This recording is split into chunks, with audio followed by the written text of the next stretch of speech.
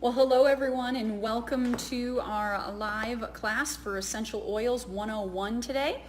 My name is Stacey Nymark, and we're going to be talking through the 10 most popular oils that people are using, especially if you're new to the essential oil world. This, I think, will be a really informative class for you. Hopefully as well, it will not be overwhelming and break down some of the questions that you've been thinking about. Go ahead today, ask any questions that you might have as you're joining us for this class. You are more than welcome to be able to put in any kind of information. Nothing is too small or too big for a question. And also, I know people always say this, but like there are no stupid questions at all. All of us are at different places as far as our essential oil education. And so wanted to make sure that you're able to get in and really learn on what's going on. A couple things before we get started here. Today, we're going to talk through specifically the line of oils by doTERRA. So I know there are many different brands that are out there, but specifically I found great success and have been such a believer of this particular brand for their quality, when it comes to their product and what they stand behind, which is awesome. So really excited about that. Before we get started talking about the particular oils, I also wanted to share with you just a bit of my story on how I got started. Hopefully this will speak to some of you and be able to give a little bit of testimony and some credibility as we talk through some of the oils today.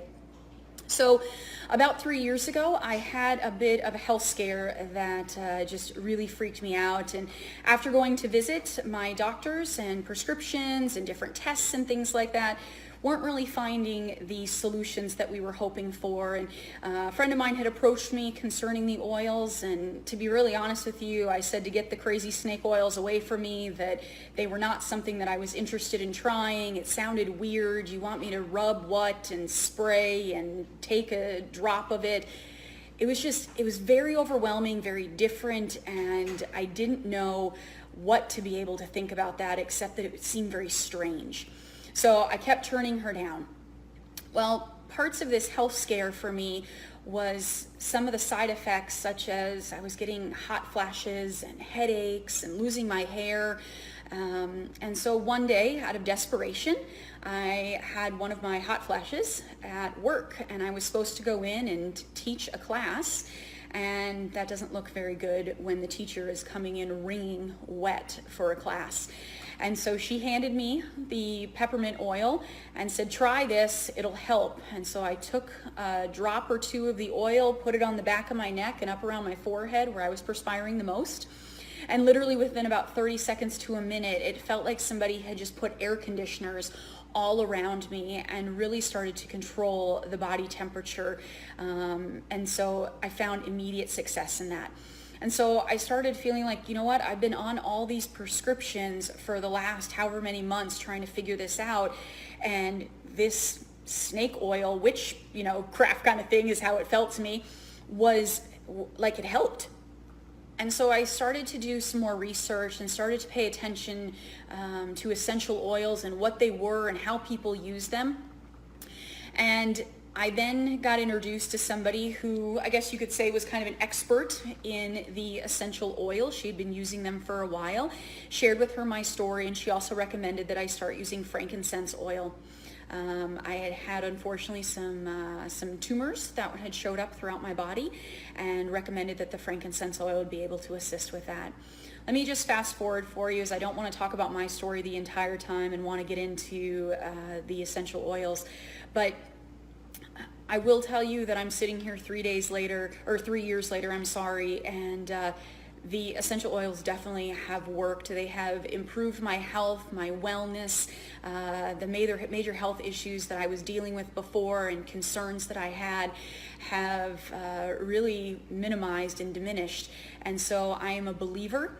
I am continuing to use the products and continuing to find more and more ways to introduce them into my lifestyle. And so I wanted to just share that with you guys, hopefully as an encouragement, but also, like I said, for credibility and testimony as you're listening to this video and wondering, like, do these really work? How do I know? So As I said in the beginning, we're going to be talking through the 10 most popular on the oils. Please continue to send in your questions and say hello and let us know any feedback that you might have. If you already are a user of essential oils, I'd love to have you share some of your tips as well as we're going through this class and just being able to be helpful and learn from one another. I'm a firm believer in the fact that I don't have all the answers, but many of us all together can be able to learn something from one another. And so I love the participation that we can have throughout this video on the class. So thank you again for joining us. So today, let's get started. And so like I said, one of the 10 that we're going to be talking about is the lavender oil. And so guys, as you're going through, if you're brand new to oils, you might be thinking, okay, great, we're going to talk about oils, but how do I even use them, or what do I do with them?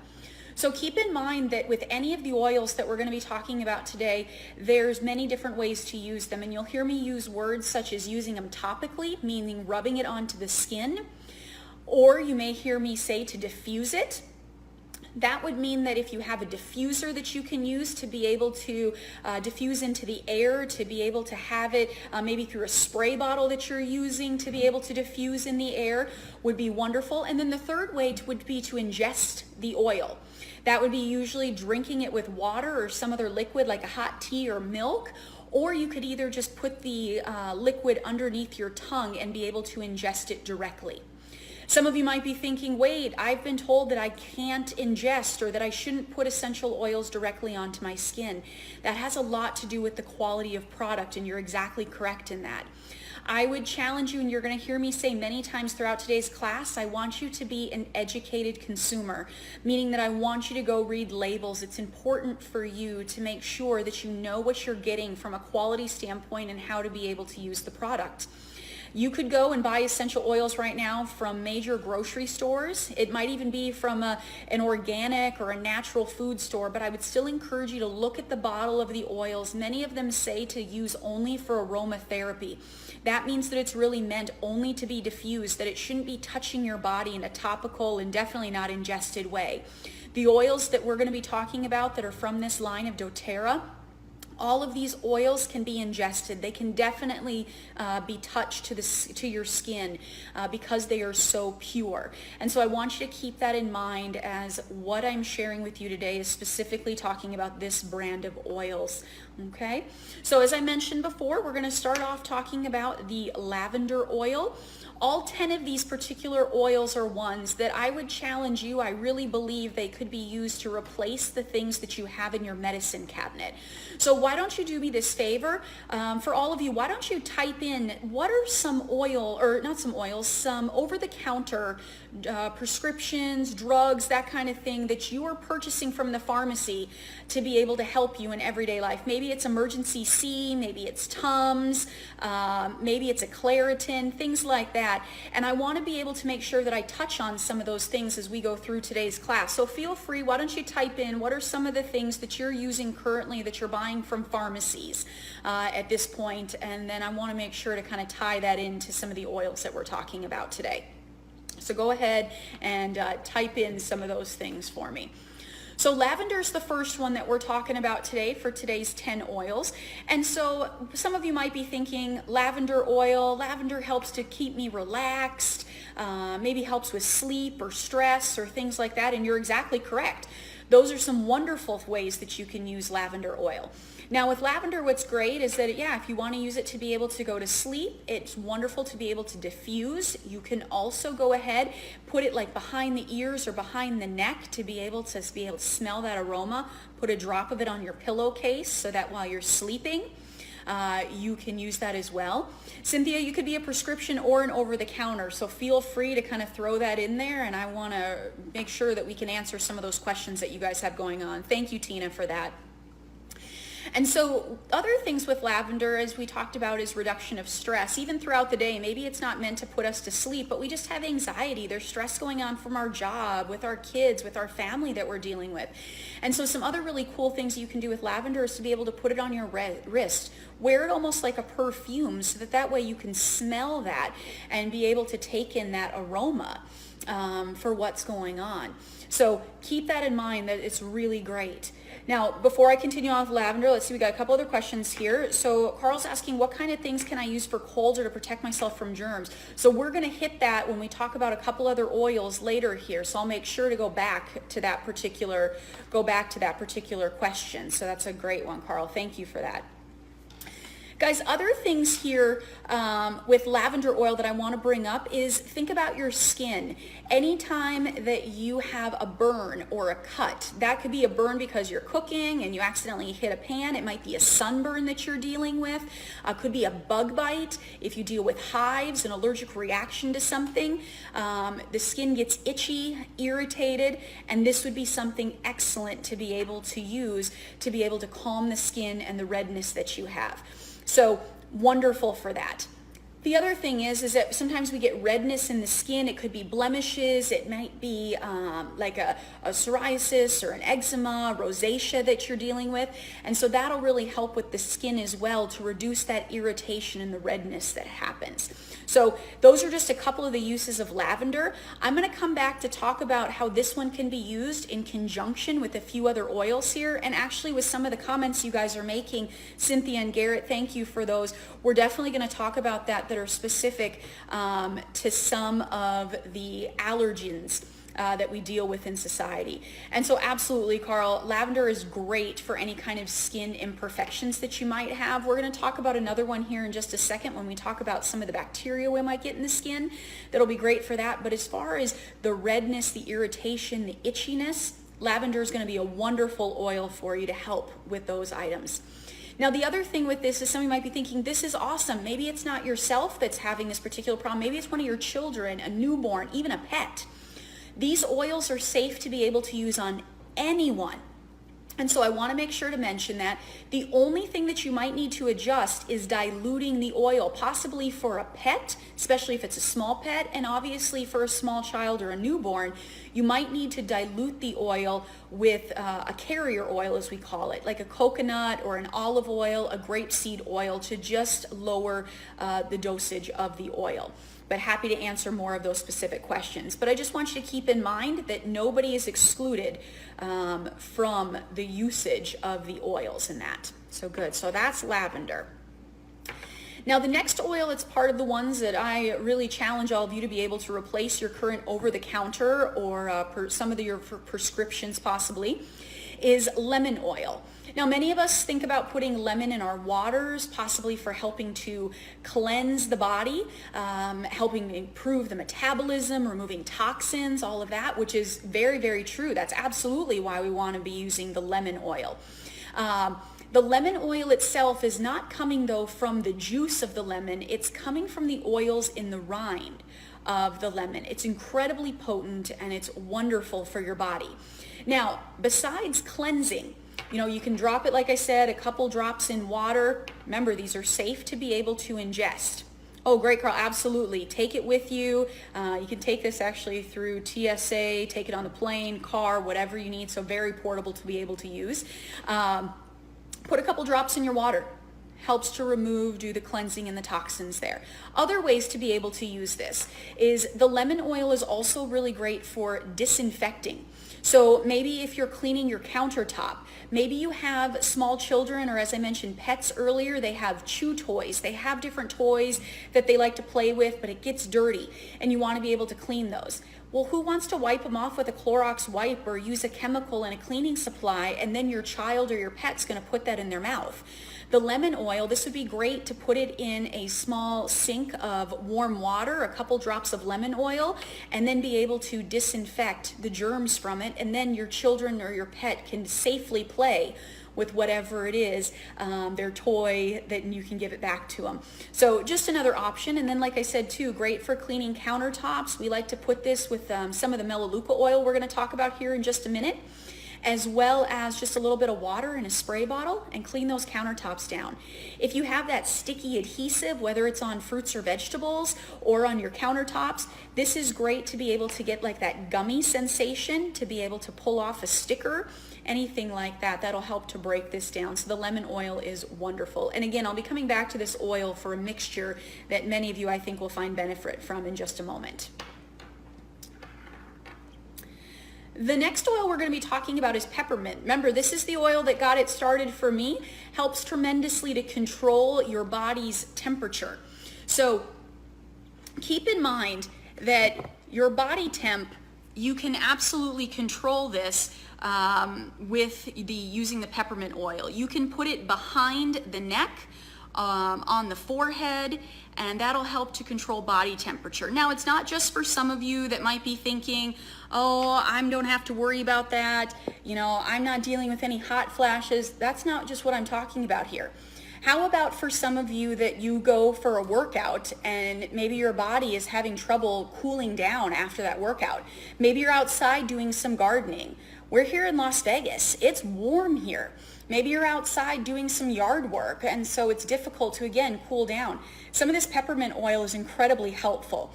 You don't just have to use it straight or neat.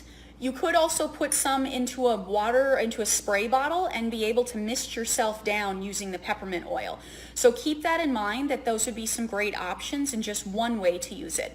Some other things for peppermint oil that's great is that it's also very, very good when it comes to digestion issues. So you could absolutely take a drop of this, be able to drink it down. It'll help, whether it's for acid reflux, maybe you're having some gastric issues that you want to be able to resolve and take care of, would be really wonderful. Some other things that you can do with this is that for those of you that get any tension headaches, you would be able to put this on your muscles. It'll help with muscle tension and relief. Put it on the back of the neck and also the shoulders to be able to help relieve those headaches. And actually, peppermint and lavender is a great combination for you to help with those tension headaches. Now, Carl's asking, hey, is this available only in liquid form? And the answer is no. There's another great product that they have where you have your peppermint beadlets. This is a really convenient way to be able to carry this product. The beadlets themselves are just a tiny, tiny, tiny half a drop of oil, and I'm pulling one out here for you. You might not even be able to see it well on the video, but very tiny. There's half a drop of oil that's in there. Pop one of those in your mouth, bite it, and swallow. And so helps obviously with freshening your breath, which is wonderful. But then some of the other things that peppermint oil helps with is, as we mentioned, help to digest food. So maybe you just finished having a lunch or dinner that's sitting heavy with you. Being able to have that convenient way to use the product is wonderful. It also helps to waken you up. Peppermint is very energizing, and also helps to open up your sinuses. I always love to tease people that I've never had a piece of Trident gum that's done all of that stuff for me. And so those beadlets are a wonderful alternative. There's no sugar. And again, as I mentioned earlier, I challenge all of you to be educated consumers and to really read what's in all of your products. Okay? Go check out some of the breath fresheners that there are out there, whether it be a mint, gum, even mouthwash. To be able to check out what you have there. Peppermint with a little bit of water by the sink would be wonderful to create your own natural mouthwash. And then, as I mentioned, I was coming back to those other two oils of lemon and lavender, because I like to call this the trifecta, right? You've got the lavender, the peppermint, and the lemon that we just finished talking about. And all three of those oils are wonderful together to be able to help with allergies. That might be seasonal allergies, or it might be something daily that you're dealing with. So Garrett, you had mentioned that Claritin's something that you're currently using on a pretty regular basis. And so you could either be able to put that into water and take it as a shot, or you could diffuse those three oils, or there's also a product called Veggie Caps, and so you can take any oils that you want to and put them inside of the capsule and be able to swallow those. But we call that the trifecta of using the lemon, lavender, and the peppermint oil for all three of those helpful benefits. So anyway, I hope that those will help. I think they're answering some of the questions that you guys had mentioned there, or some of the products that you're using. But I love using that particular combination of the oils, and those beadlets are in my purse all the time.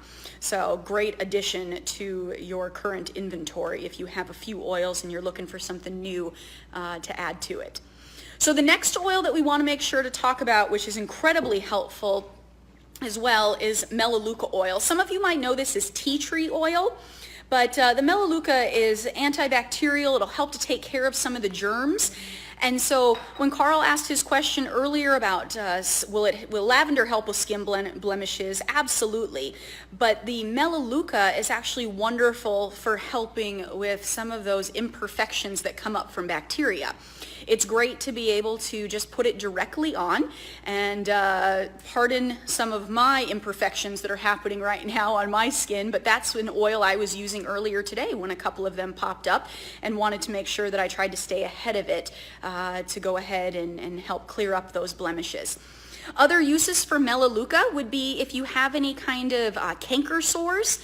I had those not long ago and used it as a mouthwash where I did the Melaleuca and swished it around and helped to kill the germs. And then also I actually like putting the Melaleuca, a drop of it on my toothbrush. So use my toothpaste and then 1 extra drop of the Melaleuca on top of it, and really helps out with oral health quite a bit, taking care of germs. And if you prefer not to put it on your toothbrush, you could also use that in conjunction with the peppermint to be able to make a homemade mouthwash, as I mentioned earlier. We talked about lemon being a wonderful disinfectant, but putting lemon and Melaleuca together is a great combination for any kind of cleaning supplies you want to use, those surface cleaners, as we mentioned, cleaning the toys, that type of thing. That would be a wonderful combination to be able to use between those two oils. So, and then also for those of you that are dealing with maybe ear infections, whether it be an inner ear or outer ear, you never want to put essential oils into the ear, very important. But to be able to place a drop of the Melaleuca on a cotton ball and then place it just loosely in the ear would be wonderful. It'll basically diffuse the oil into the ear, or you could put the oil just behind the ear, and it will again help with the pain from the ear. So hopefully those are some great tips for you that you might be thinking, oh my goodness, like yeah, it's been summertime, been in the pool, feeling a little irritation. And then also another way with the Melaleuca dealing with the ears is that some of you may be like, when I go on a drive into high elevations, or when I'm in an airplane, maybe your ears, they really hurt and it won't pop. And so that pain is very uncomfortable for you, the pressure. The Melaleuca is also really nice to go ahead and be proactive prior to a plane flight, to go ahead and put that right behind the ear so that you can help with that discomfort that you might be feeling, especially if they tend to take a while to be able to pop. Okay? All right. Carl's got another question here. It's okay to ingest internally as well. Absolutely. Melaleuca is one of those, as I mentioned, when I had my canker sores, I had to, swish it around, put it in my mouth, and yeah, a couple times I did just go ahead and swallow it. So keep that in mind, that it is definitely able to ingest to be able to help with the immune system there. And again, it's an antibacterial, so very helpful. I also use Melaleuca when I have a cut. I know we talked about the fact of using lavender to be able to help soothe the skin, but the Melaleuca is great to make sure that it doesn't get infected. So moms and dads, school's getting back, summertime might still be continuing for you just another week or two, but you might have those scraped up knees, kids coming home from the playground, and so they've got some cuts and nicks, the bike riding, and Melaleuca would be a great one to make sure that things aren't getting infected and taken care of. So that's definitely one that we're using very, very often. The next oil that we want to talk about is the oregano oil.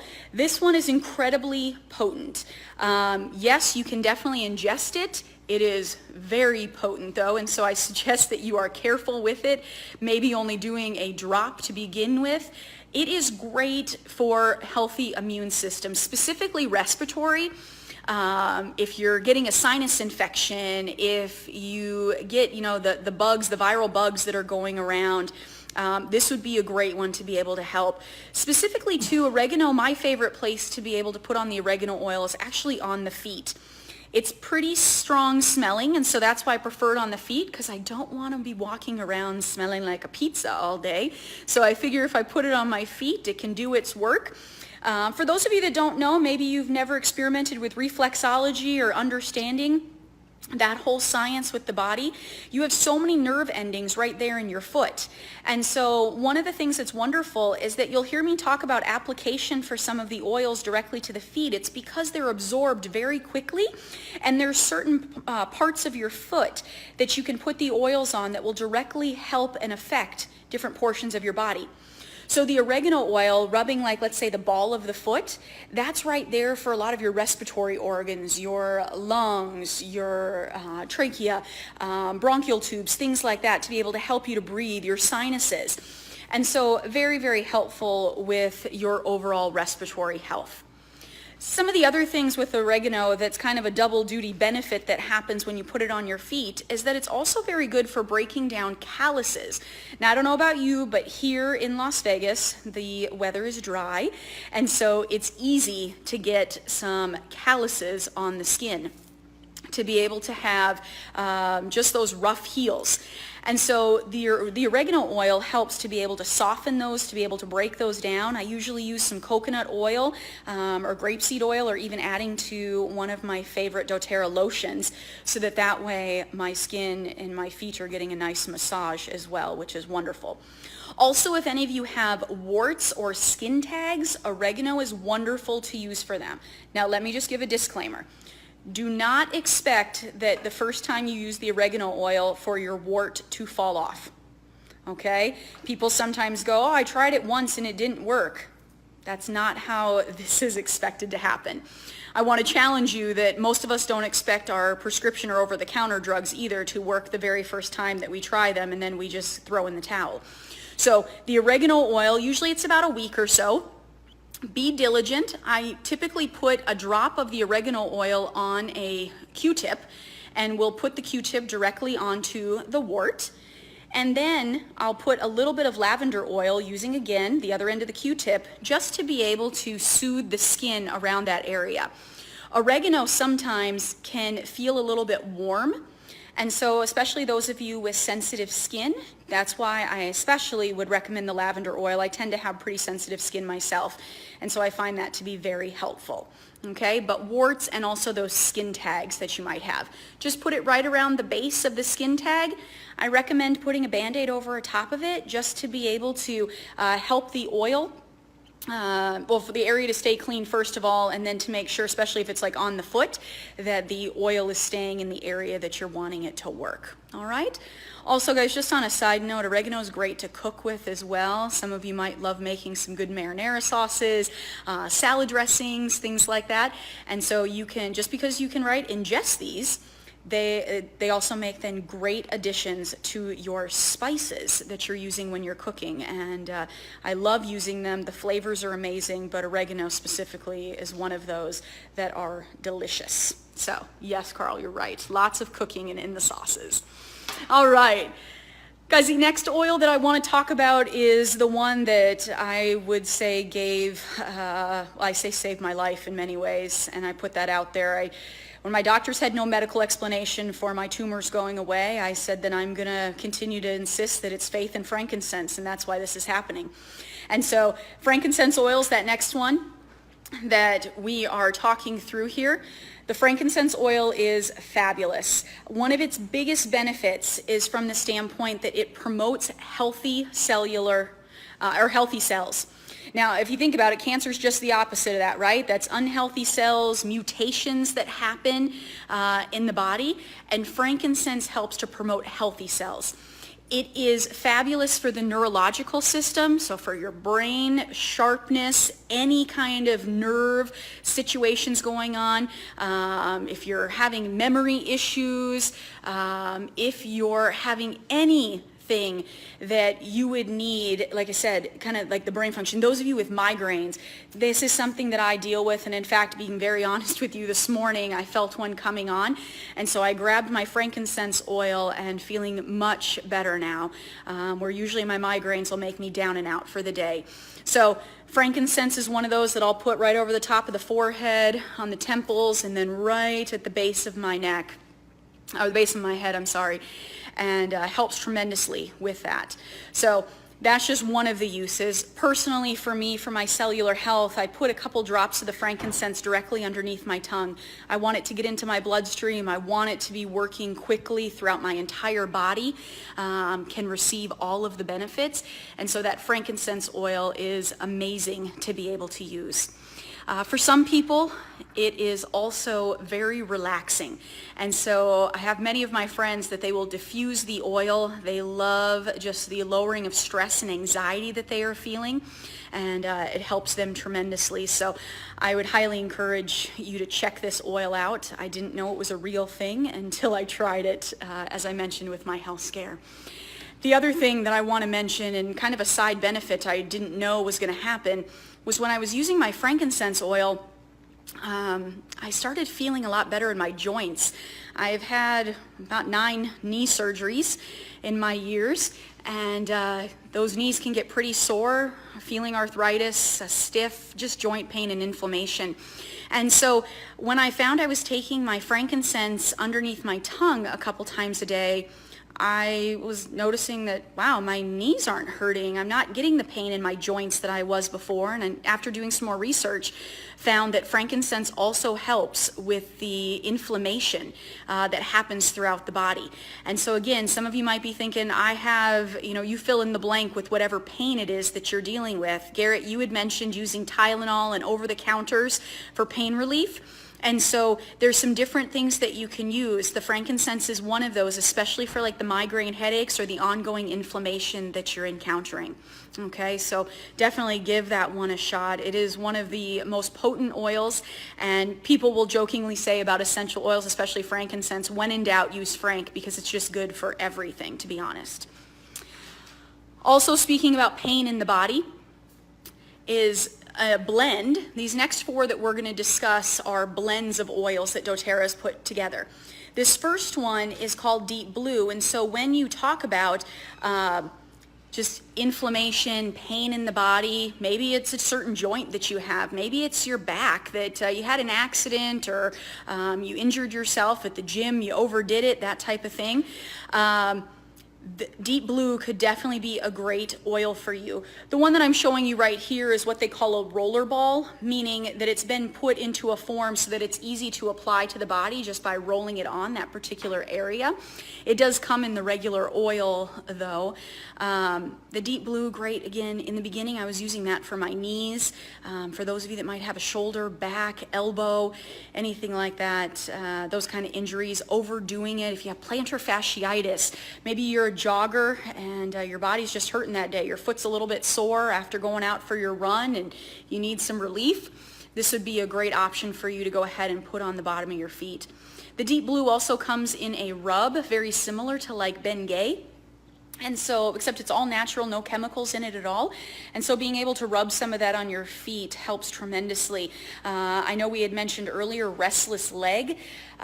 This is one of those that using the Deep Blue on the bottom of the feet is wonderful and helps tremendously. I actually deal with that myself.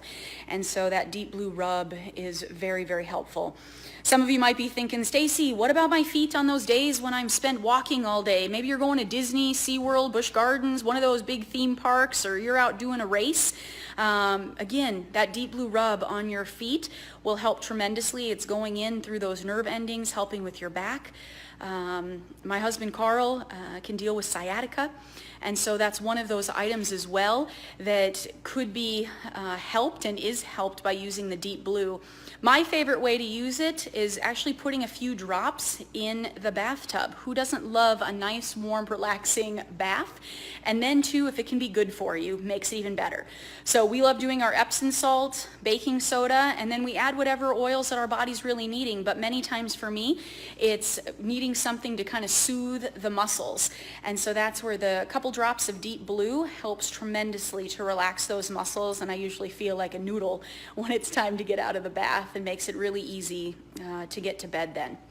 So just some things to think about with that particular oil. Garrett, I saw you mention here, yeah, the tension headache. So if they're more of a tension headache, then I would go back to using the peppermint and the lavender that we had talked about in the beginning, because usually the tension headache's coming from a tightness in the muscles around. So neck, back, shoulders, that area. And so if you place the peppermint and or lavender oil at the base of the neck and shoulders, or if you put it up around your forehead and temples, that's where that tension headache, it'll help tremendously there, okay? I know many of us are struggling with that, and that's why we've got our Tylenol or ibuprofen close by, but these are some great natural alternatives for you. I was just actually talking with some people earlier today where, you know, now Tylenol may not even be an option for them because of the things that it's doing to our livers and to other parts of our body. And so what better time and way to be able to find some natural alternatives for things, especially when they're doing harm to other parts of us. So thank you for sharing that, and I hope some of these tips are very helpful for you in finding improvements in your wellness. Guys, the next one I want to talk about is a favorite for a lot of people that are using the oils, and that's the Breathe oil here. This one is so great. Remember, this is another blend of oils. And so Breathe oil has cardamom in it, has some peppermint in it, has some other mints that are in there, but the Breathe oil is wonderful for sinus, relief of sinuses. If either you or the person that you're sharing a room with is a snorer, that could include your pets as well, because they tend to be snorers. The Breathe oil will help tremendously. You could put a little bit of it right here on the upper lip, just below the nose, or right over the top of the nose to be able to help with the snoring, because it's going to open up the sinus cavities and allow people to be able to breathe better. So definitely check that one out. This is also a great oil to diffuse, be able to just have that get into the air, help people to breathe better. A lot of my friends that have asthma, deal with breathing concerns, they actually diffuse this next to their bed each night, and they're able to sleep much better, which helps them with their energy levels for the next day. Right? Anytime that we're resting better, the next day we're going to function. Garrett, one of your favorites. So anyway, keep that one in mind. The other thing is Breathe is also wonderful to be able to rub over the chest. For those of you that maybe have used Mucinex before because you feel that buildup, like you can't get a deep breath in, feel like something's just kind of stuck right there, Breathe will help to break down some of that mucus so that you can breathe better, okay?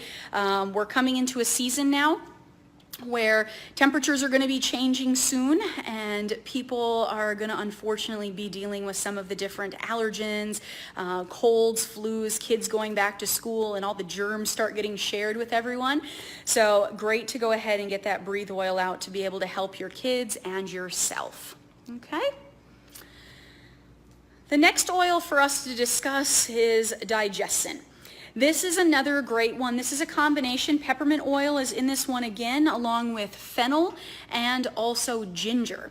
So maybe you're thinking, oh yeah, I've heard people say that ginger is really helpful to go ahead and digest, or the fennel, especially peppermint. You have people actually chew peppermint leaves sometimes after meals so that way they can digest their food a little bit better.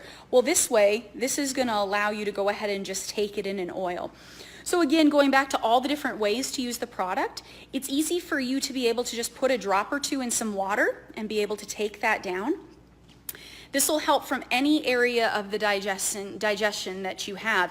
Could be anything from acid reflux where you're using Tums. It might be like a Pepto-Bismol kind of an issue where you're dealing with some gas, some cramping. Could be some irregularities in your movement that will really help you. And you can also apply it topically. Just put it right over the top of your belly if it's down in the abdomen area where you're feeling the discomfort. Or as I said, if it is higher where you're feeling like that acid reflux, just go ahead and be able to rub that over your upper chest for relief. Now, in addition to the digestion problems, you can also use Digestion for motion sickness. It could be car sickness, motion sickness. It could be for people that just kind of get nauseous. On the airplane, it could be certain smells that cause them to get nauseous. For some of my lady friends that are pregnant, they have really found great relief from just sniffing the digestion, as they would get nauseous over different things, different foods, smells, that kind of stuff. So highly encourage you to check out that particular oil, as it helps with so many different things. And like I said, I could go through a whole list of over-the-counter products that we use that really all have to do with our digestive systems. And as we mentioned earlier, the Tums, the Pepto-Bismol, on and on and on for the list. I think about the pharmacy, where it's a whole aisle of products that are devoted just to digestive issues, and this one particular oil can help with all of those, rather than having numerous different products in your medicine cabinet. Now, the last product that we're going to be talking about here is On Guard. Now, how many of you guys out there, I'm sure there's some of you, you're using products such as Emergency C or Airborne, right? You want things to help improve your immune system. You figure if you pop this certain, mixture, it's going to stop you from getting sick. Well, I would highly encourage you to read the ingredients on those packages. I want you to take a look and see what is in those particular products. Many of them are full of sugar, which actually is compromising your immune system rather than helping your immune system. And so I know you think you're doing the right thing by taking a product that will be good for you, that will help your immune system, that will maybe hopefully stop you from getting sick. But the truth is, you may actually be helping yourself, to hurt yourself by compromising your immune system. So the On Guard, it's another blend of oils. It has things like cinnamon, orange, clove in it. They're very good for helping to boost that immune system. Carl, thank you for that. Yeah, On Guard is such a great product. I always tease people that it smells like Thanksgiving on a plate with all the aroma, but there's so many great ways to use it. So again, you can ingest it. You could go ahead, drop a couple drops under your tongue. You could put a drop on your toothbrush if you'd like to get all of that in your system. You know, a lot of our sicknesses that we get, they start off in our mouth. Think about how many times your hands, utensils, different foods that may not be clean, right, are entering your system, and it's right there in your mouth. And so how wonderful to be able to get that On Guard right into you. So again, you could ingest it, put it in some water if you'd like to, if you need to dilute it a little bit rather than taking it strong, or taking it neat, I should say. Also, you can diffuse it. I have a lot of teachers, doctors' offices, that they actually diffuse On Guard in their areas. And so again, helping to make sure to minimize the germs if possible, especially when there's high germy seasons. Welcome back to school, right? We want to make sure that we're minimizing that. Also, you can of course apply it topically to the body. For kids, putting it on their feet is wonderful, especially when they're going to bed. Let them just rest away and also be boosting their immune systems at the same time. Remember, based on the age of your kids, the size of your children, that you may need to dilute it with some coconut or grapeseed oil and go ahead and put it on their feet, rub that down. Garrett, thank you for the reminder. Yes, some really great products that they have. And because On Guard's so popular and such a great immune boosting product, they actually came up with a whole line of products that are incorporating the oil itself. There's things like the hand soap, the hand sanitizer. There's a laundry detergent. There's the soft gels, which means the pills that Garrett's talking about, where it has 3 to 4 drops of the oils that are already put into a soft gel, so it's very convenient for you to take those. There's a toothpaste. I love that toothpaste, one of my favorites. Guys, please go and read the ingredients in your toothpaste that you're putting in your body. It might scare some of you with what you are putting in you, and so challenge you to look for some all-natural alternatives, and doTERRA has one that they have done with their On Guard oil, so highly encourage you to do so. And then also, as Garrett mentioned, there is the On Guard Beadlets. Same exact look as what I showed you with the Peppermint Beadlets. Half a drop of the oil is inside of those beadlets. And so as Carl just pointed out here, using on airplane flights, we carry these On Guard Beadlets with us. They're in my purse all the time, the peppermint and the On Guard Beadlets. And before every flight, that's part of our routine getting ready for the plane, is dropping some extra On Guards in our mouth. We think about where are the most germs. And so with circulating air on a 2, 3, 5, 10-hour flight, we're definitely taking some extra on guard, especially when you're sitting next to the person who has a cold, and it always seems like that's Murphy's Law. You're sitting next to the person who is coughing. Also, maybe I see that Ann just joined us. She's a nurse, maybe in the hospital, depending on your job. Maybe you're working with kids. Lots of germs. Again, the On Guard beadlets or oil, the hand soap may be an excellent option for you to be able to minimize the amount of germs that you have going on and to give yourself the best chance with your wellness that's happening. Guys, again, with all of the products that we're talking about today, my main goal was being able to challenge you to look at alternatives to some of your over-the-counter things that you're picking up. You know, these 10 particular oils really could be substitutes for what you have in your medicine cabinet. So I hope that some of you will leave today's video and you're gonna go check out what's in that medicine cabinet of yours. Compare it to some of the things that we talked about today that you could find relief on. Maybe it's with headaches, as we discussed. Maybe it's digestive issues. Maybe it's with allergies, the cuts, the burns, the mosquito bites, things like that, where you're like, I have all these products, but they're just good for one thing.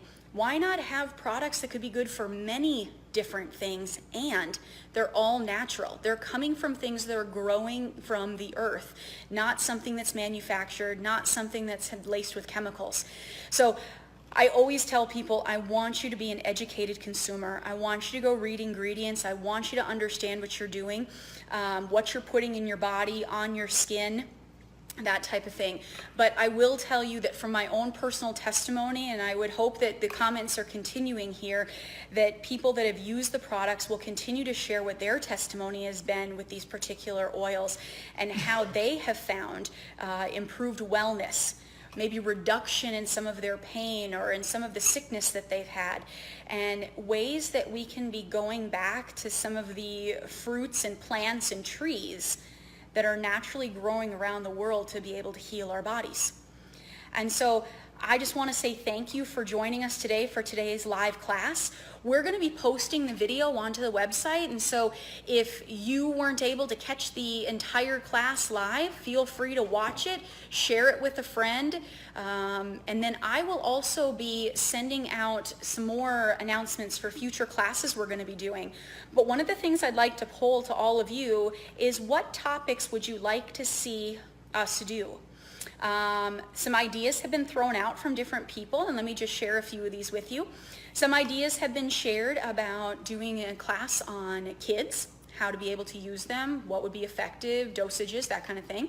Also for pets. Another class idea is on healthy metabolism, hair and skin, also cooking class to be able to understand how to be able to use these particular oils. And then also household cleaning class has been one of those. What do I make? What do I use? What are my combinations? And then the last one's that's been thrown out there is a class on replacements for our everyday like hygiene products, deodorants, toothpaste, shampoo, stuff like that. And what would be some alternatives that we could use that are natural?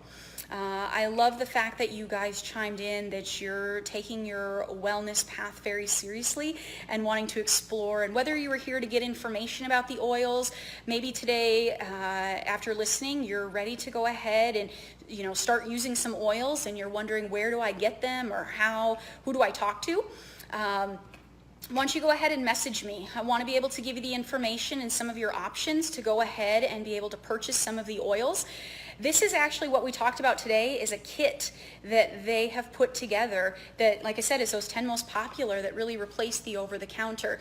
And so the kit is a phenomenal value, and I want to make sure that all of you understand how to be able to get this into your home and begin using it. With the purchase of the kit, the other thing that I think is great is that doTERRA says, because you purchased a kit, we're going to make you what we call a wholesale member, where you're getting 25% off all of your future orders for the next year. And so even if you use an oil here or there, but you've never become a wholesale member, maybe it's time. Go ahead and give yourself that savings off of it and start creating new habits where you can incorporate more of the essential oils into your routine and eliminating some of the chemicals that you might have throughout your household. So again, my name is Stacey. Thank you so much for joining in for today's video, and I hope that you're walking away with some new tips, and thank you for all of you that were sharing comment on the video and being able to give your feedback as well on the oils. I really appreciate it, and I look forward to the next class and you joining us as well. Thank you and have a great night. Hello everyone, and welcome to the Back to Basics or Back to School video. We're going to be talking all about essential oils and how we can get back to school and make sure that we are ready for the school year. This is not just about the kids, but this is also about us as parents. And if you're a teacher out there, guidance counselor, physical therapist or occupational therapist that working with kids, a coach, any of you will really benefit from today's class that we're going to be discussing. So go ahead as you're jumping on here. Please let me know that you're here. Want to make sure that you know that we're here to answer questions for you. And also if you have any suggestions as we're talking through the video, please make sure to put those out here so that we can share those with everyone else. Some of you may be brand new to essential oils, not sure what they are or how to be able to use them. And so again, we're going to talk about some of those, like that information, and answer those questions. And also some of you may be joining us that have dabbled with essential oils and tried them a little bit, but you're looking for new ways to use them. And also you can share some of your knowledge here in today's video. So welcome to Essential Health in You. It's my website here on Facebook. And like I said, today we are going to be talking about back to school with essential oils. So as we start talking today, we're going to talk more about topics or particular interests that people have. If you joined us yesterday for the video, we talked through the actual oils themselves and then what the uses were. And today's class will be just a little bit different. So like I said, please introduce yourself, throw out some questions, and make sure that this is just as much your class as it is mine. I really want to make sure that we're meeting the needs that you have today. My name's Stacey, and so feel free to say hello and throw out those questions there. So let's go ahead and get started. I'm here in Las Vegas, and so good afternoon to those of you that are here, and it's 2 p.m. out here in the desert, and I see some people joining us from Florida out on the East Coast, so 5 p.m. and good evening to you guys. School, I cannot believe that the summer has already flown by and it's ready for another school year. And so with that, I think it's next Monday that school's already starting for this area, but some of you I know are actually starting back this next Monday and getting there. So let's move forward as we start talking. I think one of the biggest things that people always have interest in, that they ask me questions about all the time, is, hey Stacey, we just went from this summer routine, or maybe lack of routine during the summertime, and sleep and bedtime was just kind of whenever people were tired, they went into bed, and now we got to get back to a routine that's going on. So we're actually going to start off with the topic of rest and calming to be able to start today's class. And so that again has a lot to do with the lavender oil. And so just like I mentioned, if you've joined me in a previous video, the oils that we're going to talk about today have a few different uses that you can take a look at. We can apply them topically, we can diffuse them, which I'll show you my diffuser I have running over my shoulder here in just a second. And then also you can ingest the oils, as these are pure grade that we're going to be talking about today. Okay, so when we talk about how to get back into a routine, especially maybe getting kids to go to bed a little bit earlier than what they were before, for some people it's even 2 to 3 hours earlier. Maybe it's trying to get them to bed at 8 p.m. and they haven't had that usual bedtime because they've been able to sleep in the mornings. So the lavender oil is going to be a wonderful one, and we're going to talk through a few different ways that you can use it. Of course, you can diffuse it, and let me quick show you my little diffuser back here that we have going on. So again, we've got the diffuser happening. We've got a few different oils in there today. I'm not ready for bed yet, so I have some peppermint and lemon that's in that, and we're going to actually talk about how I use that blend here in just a moment. But with the lavender, going back to sleep, you can diffuse the lavender, be able to put it on the feet and or the spine is a great place to be able to put the lavender and get that right into the body. And then also, another way that a lot of people don't think about, but it's part of usually the routine for kids for bed, is bath time. Why not put a drop or two of the essential oil right into their bath? Maybe add a little Epsom salt into the bath, and it'll really help the kids like absorb it into the skin and allow that sense of calming and relaxation that's there. Now, lavender is one of the oils that I would recommend for the sleep, but there's also another one that doTERRA specifically makes, and this is actually a restful blend that they call it, and it's called Serenity. Lavender is one of the ingredients that's in it, but then there's a few other things. Cedarwood, which is a major oil that I really love to be able to use for relaxation and sleep, and that's right here in this blend. Also, it's got marjoram, Roman chamomile. If you think about your teas that you would drink, chamomile is a usual one that you'd find in those relaxing and restful teas. So this Serenity blend is wonderful. And again, you can use it in the same ways that we just talked about with the lavender to be able to help kind of people wind down after the day. Now you might be thinking, Stace, wow, that's great that it's for the kids, but I need it. Wonderful. You can use it as an adult as well in all the same ways that we just talked about for the kids. But again, the lavender or the Serenity really helps with kind of that wind down and the routine there to help with the restful sleeping. Another way that I've mentioned before to people is you could take either one of those two oils and actually just put a dab of it right on your pillowcase and or on the kids' pillowcase, and that will help them to be able to rest very well throughout the evening as they continue to breathe in that smell throughout the night. Okay? So that where we're going to start there along with the sleep and the rest. Hi Rosa, welcome back. The other thing that I wanted to mention with lavender before we move on is that it's not just when we're ready to go to sleep. School can be very stressful. Again, not just talking about for the kids, it could be for you as parents thinking about how am I going to be transporting, getting the kids, running activities. Maybe you're a teacher and the start of the school year or just the school year in general is extremely stressful. Lavender is a great oil to be able to consider using for anxiety, for those emotions that you have. It helps to reduce stress. And I know we think about adults dealing with stress, but like think about your kids for just a second. All of a sudden, they're starting brand new classroom, having to make new friends, new routine, new teacher that they're working with. Many of them are transitioning into a new school, maybe starting kindergarten for the first time, transitioning into middle school or into high school, and very unknown circumstances are going on. And they may be dealing with a lot of anxiety, and they're not sure what to call that or what it is that they're feeling. But lavender can help tremendously with some of those feelings and bring that calming and reduce the stress for them. So don't forget lavender throughout the day. It's not just a bedtime oil. So please keep that in mind there as well to be able to help with the anxiety. Another question that people have thrown out to me concerning back to school has to do with, Stacey, my kids and their attention span. Again, they just came off the summer where they just kind of got to veg or do what they wanted to. Nobody was concerned about attention span and what they were doing. And maybe with focus. So we're going to talk through a couple different oils and some different mixtures that you can put together that are really, really helpful to be able to help with focus and attention. And again, if you're an adult sitting here going, wait, I need help at work with my focus and attention, then please, these things will translate over whether it's for the kids at school or for you in those same predicaments. So the first thing, or the first oil to talk about here with dealing with focus is actually the peppermint oil. This one is such a go-to for so many things, but peppermint helps to make sure that you're alert and really paying attention. And so one of the great things to be able to do is if you don't have a diffuser, let's say that, you know, you're at work, the kids are at school, right?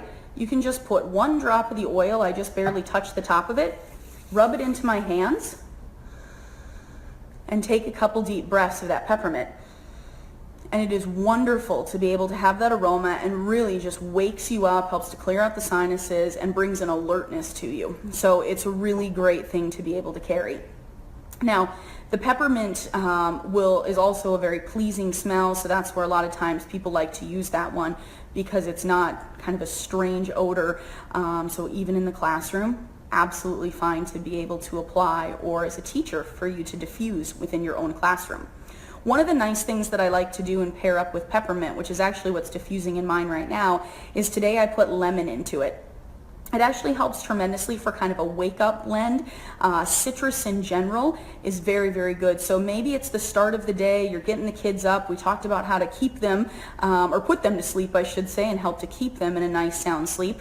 But in the morning times, maybe you have some kids that you've just kind of said, they're just not morning people. Well, there's a few things you can do to help to get them alert and to wake up in the mornings a little bit faster and maybe not so grumpy. So think about that peppermint oil, as well as adding a little bit of lemon or orange oil to it.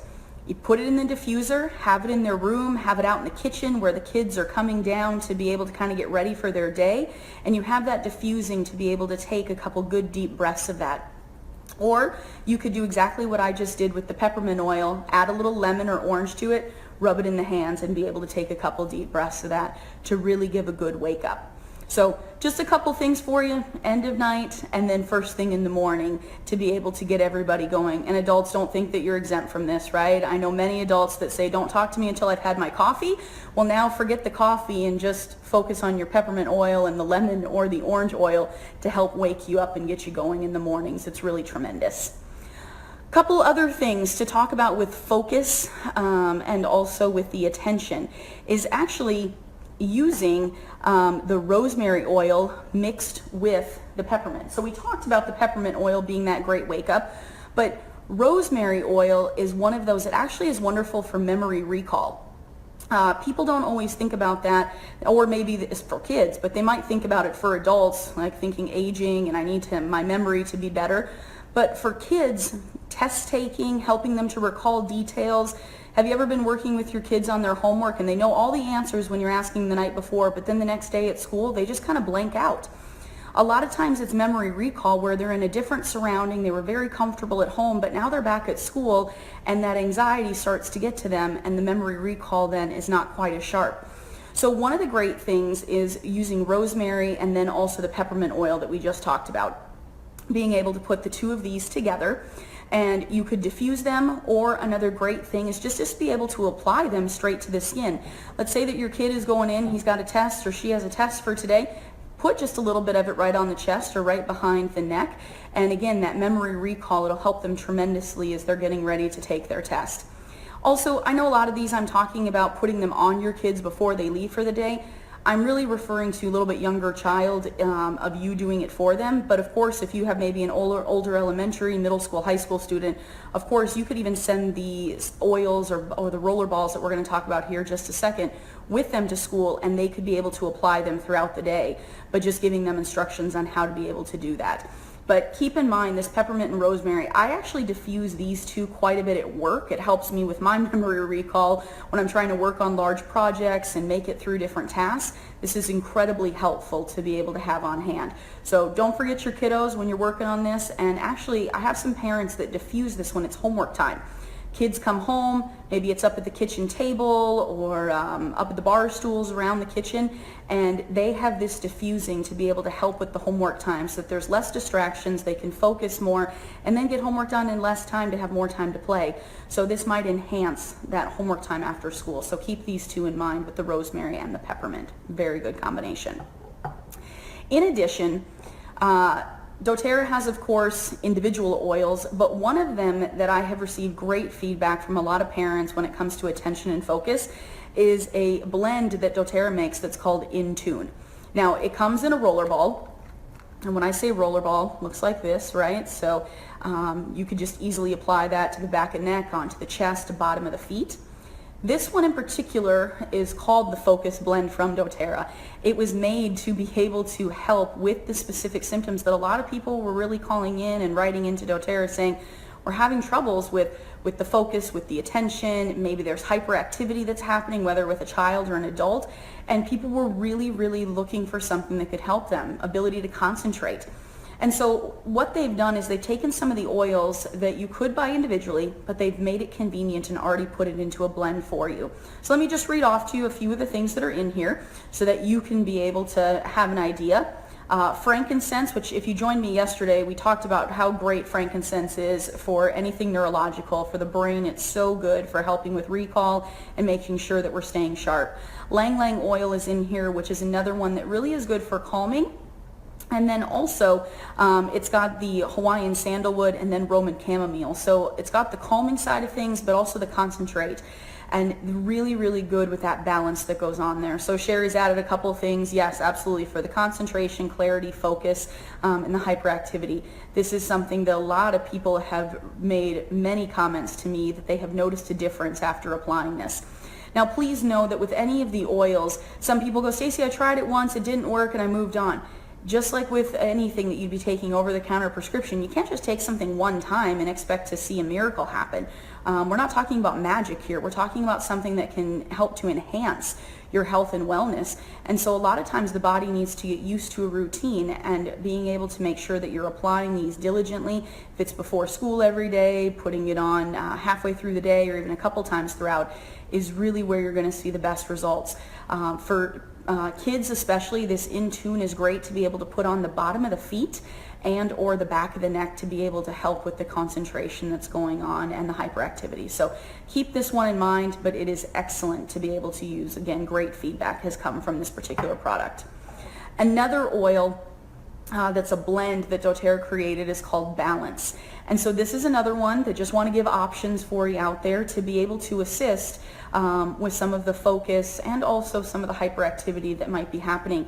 Difficult maybe for your kid to sit still in a classroom for a period of time. They're the ones, maybe you're the teacher's calling you to say, hey, it's difficult for them to stay quiet or to stay focused on what's happening up in the classroom. They're becoming a distraction for what's going on. Balance is another one that could be very helpful for you. The In Tune we just talked about, but then let me read to you a couple of the things that are in the Balance, and you're going to see some overlap in the ingredients. Frankincense, of course, is in here. Chamomile is in here again. We have in here spruce, so a little bit different than the In Tune.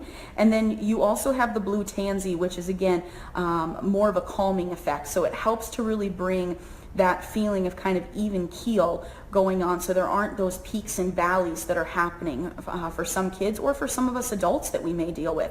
So that's where Balance is a really good one.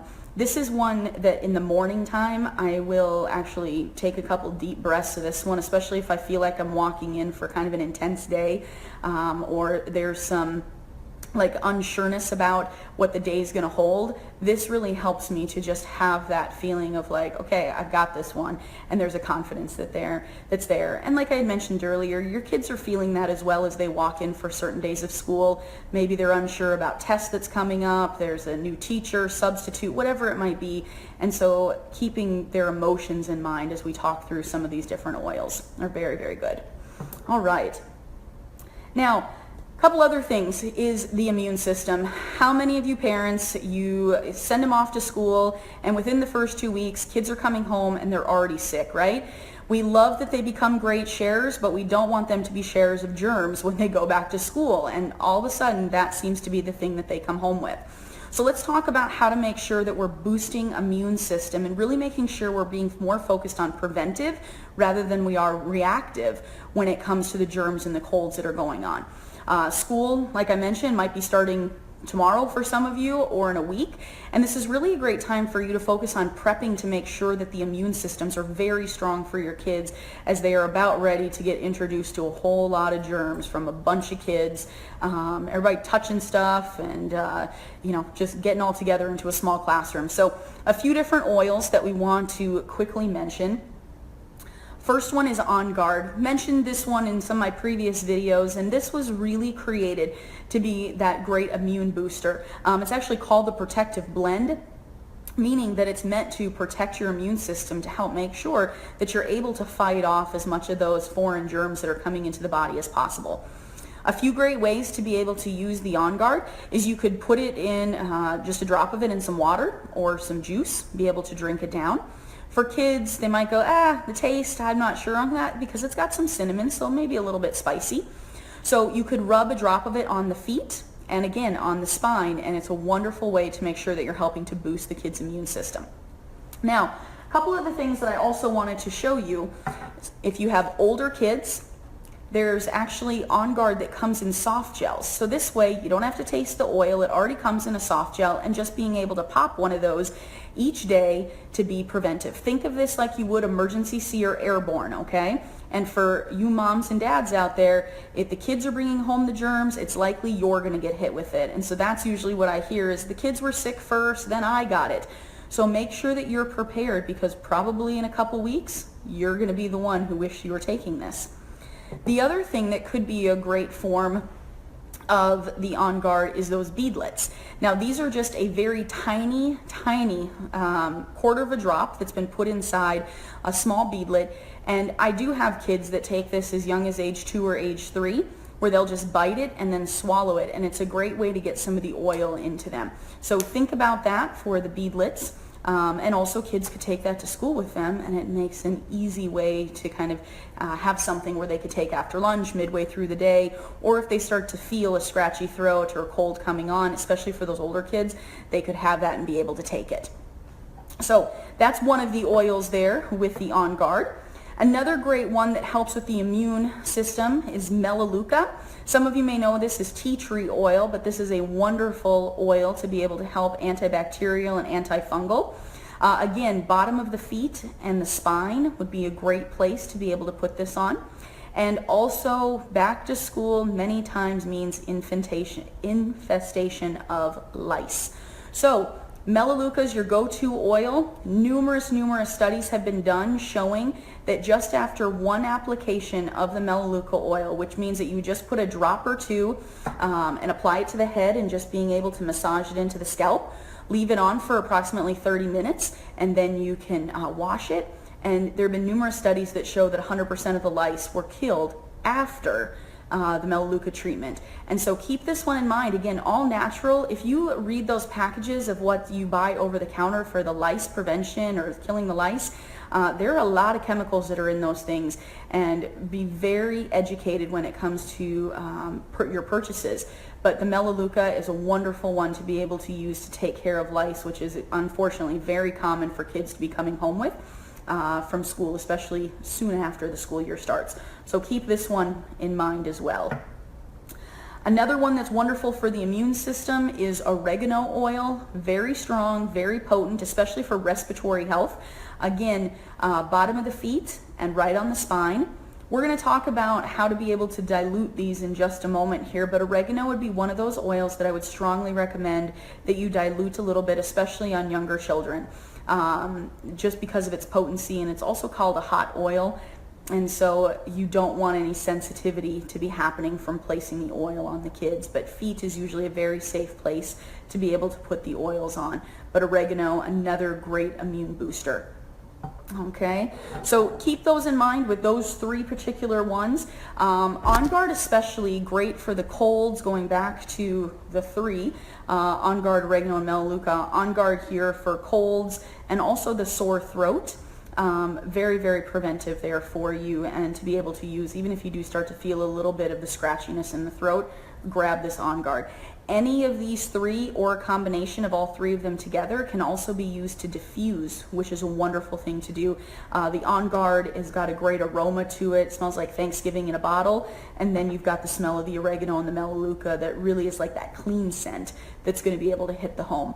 If you were a teacher, I would strongly recommend that you are diffusing On Guard and or Melaleuca and oregano in your classroom to help minimize the germs that are going on.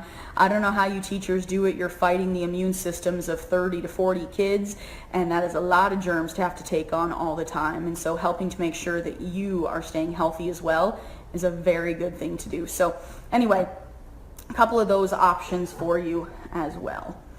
As I was working through my list, the other thing that some parents told me they had questions on was not just the lice, as I mentioned a couple minutes ago, that kids might bring home, but also chicken pox could be something that kids are coming home with from school, and on wanting to understand how to make sure to either be preventive or how to act quickly if the chicken pox do hit you. When you think about oils, the best one for you to be able to think about is going to be the lavender oil. I know we started class off talking about lavender for sleep, but also any kind of rash or irritant such as chicken pox, something that makes you want to itch. Lavender is wonderful, and so you could actually put some lavender into an all-natural lotion and then be able to apply that to the body.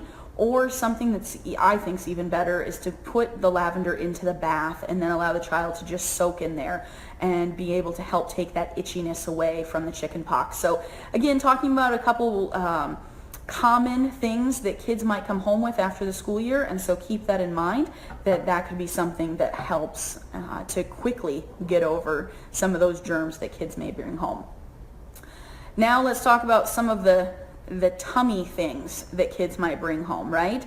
It could be the food they're eating at school. It could be that they have some allergens, or some allergies, I should say, and they had some of their friends' food and upset their belly just a little bit. And so how do you help to make sure that you're, helping your kid get over their upset belly as quick as possible? The best oil to be able to use is the Digestion Oil. We call it the tummy tamer, especially for kids. It's just kind of cute, like, hey, we're going to get that tummy under control, get that belly. And so being able to take a drop of this and just rub it right around the belly button.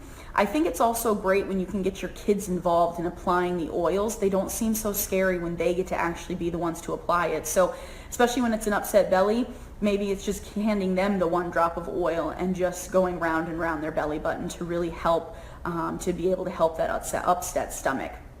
But like I said, they're walking into new environment. The cafeteria food's different than maybe what they were eating before. Their buddy brings something to school, and so all kinds of new things could be hitting them to make sure that their digestive health is also staying very strong.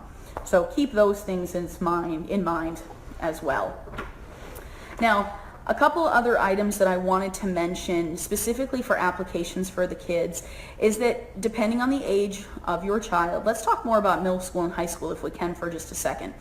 Well, even late elementary it could be. Kids are starting to grow, their bones are starting to stretch, muscles, that type of thing. And you might have kids that are saying to you, Mama, my legs hurt, it feels like my bone hurts, my muscle really hurts here. And we might even just say, you're just going through a growth spurt, which may be true, but there's still things that we can do to help to minimize the pain that the kids, or the discomfort that the kids are going through. And so yesterday, if you were able to catch our video, we talked about deep blue. And so I'm going to actually pull a couple different forms of it. We talked about the oil yesterday that helps with any kinds of muscle aches, bone soreness, that kind of thing. And so the deep blue oil, wonderful to be able to apply. Also, if your kids, maybe it's not a growth spurt, but your kids are playing sports in school and, again, they're having some intense workouts. Many of them are already practicing and getting ready for football season already right now before the school year starts. And they're coming home with different bruises and muscle aches.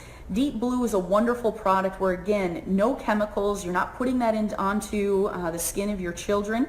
And also a couple other forms that might be a little bit more user-friendly for kids is this is the actual rub. This is the Deep Blue oil that's been put into a lotion. Easy for students to just go ahead and apply this directly to where the area of soreness is. So really great product to think about. I have a lot of parents of high school students that they purchased this for their kids who played soccer, football, and they said that their kids now carry this with them to practice all the time because this is their go-to where they really see a great amount of relief that's coming from them. So, a lot of times we think about muscle aches and things like that for us when we get older, but your kids are really testing out their body. They're stretching it. They're going through those growth spurts and helping them to be able to minimize and then also get through that pain that they may be dealing with. So the rub is a great option. And then the other thing that's available is another roller ball. The one I showed you for Intune, how it has the roller ball application. They can just apply it wherever they're hurting. It might be the shoulder, the knee, the foot, the ankle, but this is another form where you could be able to give it to your high school or middle school student. It's diluted already a little bit for them, and they can just go ahead and apply that directly to that area of concern. So roller balls are something that we're going to talk through a few different recipes here, because roller balls, I feel, especially for kids, as I mentioned just a couple minutes ago, a great way to get them involved in their own healing and wellness. And so they're more likely to continue it if they get to be a part of it. So doTERRA does have majority of the oils come in rollerball form, meaning that they have already put some fractionated coconut oil, which we talked about before. This is the fractionated coconut oil, and they have just diluted the oil just a little bit so that way it's safe for people of all ages to use. Most of the oils are safe just to be able to use neat or without dilution, but especially with kids, their bodies are a little bit smaller, and so it may be a good idea to have it diluted. So they have already done the work for you in these particular roller balls. So I brought up the peppermint one because, as we talked earlier in class, peppermint's a great one to use for wake up. So throughout the day, maybe your student, it's after lunch or it's a math class or science class that isn't their favorite, they could just go ahead and take a couple sniffs of this. There's no mess, there's no concern about it spilling anywhere, and this is a really easy product for them to just carry in their backpack. Maybe it's something where they need a little help staying awake. They might just want to apply it right to the back of the neck. Again, there's no mess, easy for them to carry with them and have it around. So the rollerball option is very, very good if you're considering some of the product of helping the kids and having something to take with them. All right. On Guard is another one where they have it already ready to go in the rollerball, just going back to that immune boosting that we talked about. And so something to think about. This one right here, I think, is probably, if I had to choose one oil to be able to send with my child to school every single day that they could use additional application on throughout, this would be the one. This way they have the most chance of fighting off all the germs that they're focused on, need to focus on taking care of. And so On Guard, really, really great one where it's already diluted, no mess, no concern. So I'll mention that one for you as well, but just trying to think about convenience. You know, a lot of times, whether it's for adults or for kids, if it's not convenient, we're not going to do it. And so that's where doTERRA really wanted to make sure that parents and teachers were given all the right tools and resources so that they could do as much as possible to make sure that their health and wellness is as strong as possible and with the most amount of convenience.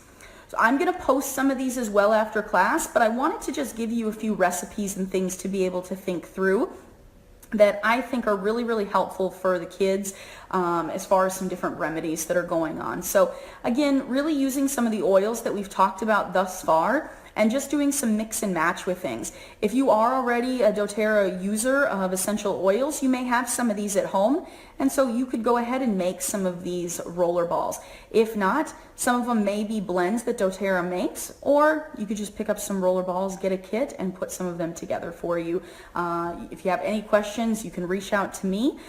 Sherry's on here, and so she can help some of you that she invited to this particular video to watch. But let's run through a couple different recipes for you that I think would be great to really think about preparing for the school year. So the first one is Tummy Tamer. Now we talked about using Digestion, but some of you might say, but I don't have Digestion, so what could I use instead? So one of the things you could be able to do is to do the peppermint oil along with either lavender or ginger, and then you mix it along with the fractionated coconut oil and then be able to apply that. So that's one great blend that you could use. Another one that we talked about for some wake up or study time would be using peppermint, orange, and rosemary together. So again, you could put about 5 drops inside of the 10 milliliter bottle, the roller bottle, and then fill the rest up with some fractionated coconut oil, and then be able to apply that back of the neck, right onto the chest so that you can absorb or continue to smell that throughout the time, or of course on the feet if need be as well. The immune booster that we talked about, you could use On Guard along with some frankincense would be a wonderful one to help boost that immune system. And again, about 5 drops of each into a 10 milliliter roller bottle and fill the rest up with the fractionated coconut oil.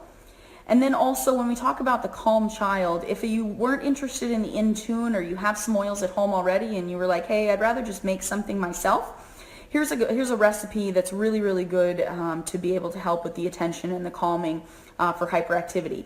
And that's to use lavender, so about 5 drops of lavender, 5 drops of chamomile, the Roman chamomile, and then also the oil vetiver. Vetiver is wonderful for helping again with the hyperactivity, and so mixing all 3 of those oils into the one roller ball would be excellent for you to be able to use and kind of have some of those home remedies ready to go. The other recipe that I wanted to share with you is that when I go to the store or I see parents buying the back to school goodies, see the kids show up, they seem to have some hand sanitizer of some type. And I'd really encourage you, really it's all about education and making sure that you're paying attention to what you're giving your children and putting on your body. And so that hand sanitizer is a lot of some chemicals, and really what a lot of studies have shown is it actually just lays on the top of the skin, so it's not stopping germs from penetrating. It's just kind of like an extra barrier that you're putting on. So a homemade remedy that I'd encourage you to take a look at is using that On Guard oil that we had talked about earlier, being able to take some On Guard, and then also with the Melaleuca that we had talked about as well. So you've got your Melaleuca or tea tree oil, so putting these two together, about 5 drops of each. And I actually like putting it into a little spray bottle like this. This is just a 2-ounce spray bottle. So I take about 5 drops of each. I add just a little bit of the fractionated coconut oil, okay, just about a teaspoon of it, and then I fill the rest up with just some distilled water. Now, all I've got to do is just be able to spray the hands, okay, and then I can rub together and just let it air dry. And that way I have things that I've put on my body that are all natural. There's no concern over chemical, anything like that, but just a quick hand sanitizing spray to be able to use. Moms, you could carry that in your purse. Kids could take it to school with them. But really it makes something that's very easy to be able to make. So keep that in mind as a easy go-to. All right. And then the last thing that I wanted to talk about specifically for the kids is one of the areas that a lot of kids are coming home with is they're out maybe playing on the playground. Kids can be rough with each other. They're excited to see each other, and somebody gets knocked to the ground, they bruise, they cut, they get scrapes, that type of thing. And another product that I have really become a huge fan of is Correct-X. This is basically an all-natural Neosporin. And so this one here, it's got Melaleuca, lavender, frankincense, cedarwood, but it's in a non-petroleum based product. I'd encourage you to go check out Neosporin. Petroleum is one of the top ingredients that are in that product, and petroleum is one of the chemicals that has been linked to numerous different illnesses, unfortunately. And so we want to be very careful and cautious of what we are giving to our children and putting on the bodies. But Correct-X you would use just like you would a Neosporin. Helps cuts heal, any kind of scrapes, things like that. So those boo-boos, as the kids would say, right? Just being able to use this Correct-X. Also for burns, if you need some kind of an ointment to put on top of it to help the healing process. But really just making sure that you're prepared with kind of your back-to-school first aid kit, so to say, that you have all the necessary things. This little tube, this is now my second one that I've gone through, and you know what, it lasts for a really long time because you're just using a very small amount of the product, but is really excellent, and the smell is, I love it with the lavender in it. So wanted to make sure that I mentioned that particular one as well. As you all are preparing, you know that back to school is all about routine. It's making sure that you're prepared. And I think that a lot of these items that we've talked about here are really important to making sure that that routine and preparation, your kids are ready to go. Now, in the last couple minutes before we close out for today's video, I did want to mention to you about some of the emotions that kids might be feeling when they go back to school, or maybe for you as parents. Maybe it's the first time that your oldest child's going to be going off to kindergarten, and that feeling of fear and maybe some separation anxiety for you for the first time, having your child be away from you, can be overwhelming. And for them, it may as well, to kind of be out of the home and away from mom and out of the normal routine. And so there's also some products that I just wanted to mention that we're really taking into consideration the emotions that are going along with the kids. They're not different from us as adults, of the feelings that we have when we're walking into a new environment, feelings of fear, feelings of possible sadness if we don't want to go to school, or school's not a fun place for us to go. It could be a lack of confidence that maybe, you just don't feel like you're one of the other kids, and so that all of a sudden hits you going back for the school year where you're like, oh, I don't want to deal with this again. There could be feelings of depression or loneliness that happens maybe at school as they're trying to find themselves and who they are and figure out their place. And then also those insecurities tend to rise up as well, of who likes me, who am I going to hang out with, who am I going to eat with at lunch, who's going to play with me on the playground, right? It's all the same feelings and emotions that we might be experiencing. And so making sure that you're just paying attention to what the kids are dealing with. And the reason why I bring this up is that there are a few, again, great rollerball blends that I like to use. You know, I have some of those same days where, as I mentioned, maybe work is a little bit overwhelming that particular day. I've got some insecurity on a certain meeting I'm walking into or a project. And so one of the blends that I have found great success with of just helping to really remind me of that feeling of happiness and helping to, you know, overshadow, I guess, the feeling of the insecurity. There's a blend called Cheer, and I know you might be thinking like, Stacey, can an oil really help you feel a certain way? Well, I think that there are certain scents that help our body to feel happier and to be able to focus better on the happier feelings or memories that we might have. And so this is actually called the Uplifting Blend, or Cheer. And so I just want to read to you a couple of the things that are in here, because these particular oils are linked with helping with that sense of alertness and happiness. And so that's wild orange is in here, lemon is in here, vanilla, ginger, and clove. So some really good ones to maybe, you know, put on or apply to the kids when they are getting ready for school. Yolanda just threw out here, can you use these on animals? Absolutely, you can use them on animals. Again, I would just think about the size of your animal. If it's a large German Shepherd, you could apply oils like you would adults. If we're talking about a smaller dog, then maybe you think about it more for the size of a child, where you might dilute the oils just a little bit, applying them to animals, okay? But size of the animal would be very important to consider. But yes, any of them can be used on the animals. The other one that I like to use as far as a blend here is Peace. Maybe when feelings of anxiety are high, maybe your kids are getting ready for, again, a test, there's a project, there's something that's causing them just a bit of fear that's going on. This one's called Reassuring Blend, and the Peace oil is one that I've used a few times that I find to be very, very helpful. So just to give you an idea, vetiver's in here. We talked about that one helping with calming and also with hyperactivity. Lavender is in this, so another calming one. Lang Lang, very good, and frankincense, and then also marjoram. So some excellent oils that could also help balance some of the emotional things that your kids are dealing with. I know that we focus a lot upon the physicality when we have different things, the cuts, the bruises, the sore throat when we're thinking about oils, but there's also emotions that can easily be taken into consideration of how are you going to use some different oils that could help with how the kids are feeling. One last one that I thought I would mention that's one of those emotional aromatherapies is called Motivate, or the Encouraging Blend. This one is one that really promotes creativity. It promotes a self-confidence. And so just to put this out here for you, it's got peppermint in it, clementine, coriander, basil, vanilla, and then Melissa oil and rosemary. So a lot of the oils that I've mentioned earlier in this class that are very, very good with the focus, with the attention, alertness, and now they've got it for you right here in a roller ball that you could just be able to hand to the kids, especially if they're older, and they could be able to apply at different circumstances or times throughout the day. So wanted to go ahead and mention these to you. There's a lot of different things as you're preparing for school, but I hope that you've been able to take a few of these tips and a few of the oils. As I looked over this list, if I had to kind of pick what would I get, if I was starting from scratch and I didn't have any oils at home and I'm brand new to this and I'm thinking, okay, this sounds good, but where do I start?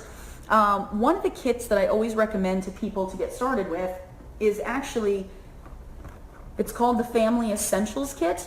And a lot of the oils that we talked about today, you actually get in this kit. You're going to get 10 different oils that are all in this 5 milliliter size, which is 80 drops of the oils. And oils such as peppermint, lavender, on guard, melaleuca, frankincense, deep blue, digestion, they're all in this particular kit. So you have a lot of different uses that I gave you today, that right here in this kit, you're going to be able to have all the correct oils and resources right there for you. In addition, you can mix the oils together. I have people that'll ask me, are they going to blow up? Are they dangerous? I tell people to think about oils like you would a flower arrangement. Oils are coming from different trees and plants. So just like a flower arrangement, you can mix and match them. You can do the same with the oils. That's why I gave you numerous blends today, like talking about lemon oil and peppermint oil together for a great wake me up or pick me up, is because they help to enhance each other, not work against. So This kit right here, Family Essentials Kit, if you're brand new to using or if you've only dabbled a little bit and you really want to make sure that you've got a good base for the oils as you're getting ready to start, as we're talking back to school here, this would be an excellent kit. It comes with all 10 oils along with the beadlets that I mentioned earlier of On Guard and Peppermint Beadlets. Plus you get a year-long wholesale membership account, which gives you 25% off all future orders that you're going to be making. And this would be a great first step for you. I'm happy to answer any questions that you might have about how to get this kit. Like I said, Sherry's on here and she's happy to help you. But I was a huge skeptic about 2 years ago when I got started on this, and obviously now I really have a passion to make sure that I can help to educate others and help to show them that there are other resources available for you as you prepare for different life events, and school being one of those that we're talking about today. Okay, so really consider this Family Essentials Kit tremendous as you're getting ready for the back to school year and making sure that you have everything you need. You picked up all the crayons and the spiral notebooks and the folders that you needed, but have you also prepared for all of the health and wellness issues that you are going to have to encounter for the school year? And so happy to help you. Again, my name is Stacey. Thank you for checking out Essential Health and You and joining us for today's video.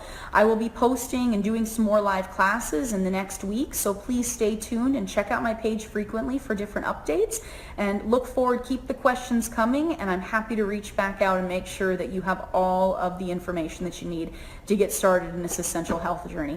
Thanks so much. Have a great afternoon. Bye-bye. Well, good morning and welcome to Essential Health and You. Today we're going to be talking about essential oils, and so we'll give everybody just a couple minutes to be able to get in on the video, and then we will go ahead and get started. Again, this is going to be our introduction to essential oils. Really going to be talking about the most commonly used oils. So like I said, we'll give everybody just a couple minutes here to get in on our 10 a.m. class. Good morning if you're joining us from Las Vegas. I see some Florida people jumping on, so good afternoon to you.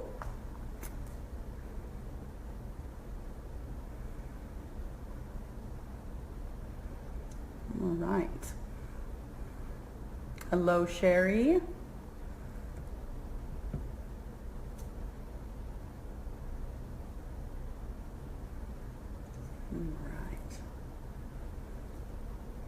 Good.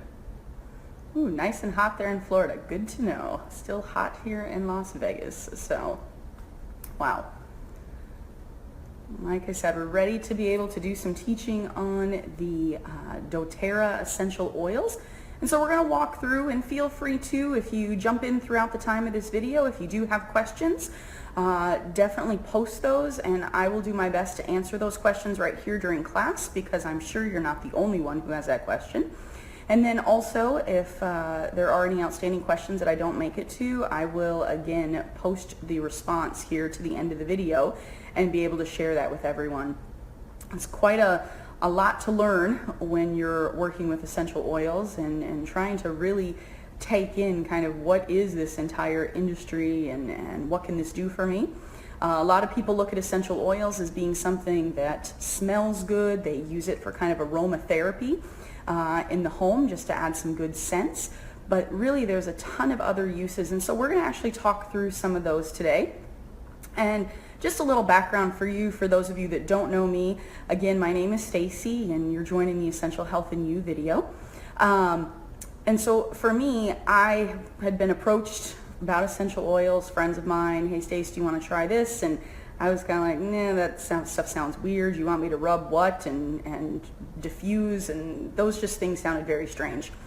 And so I started to have a few different health issues, and some of you may relate to some of the things I'm going to talk about here.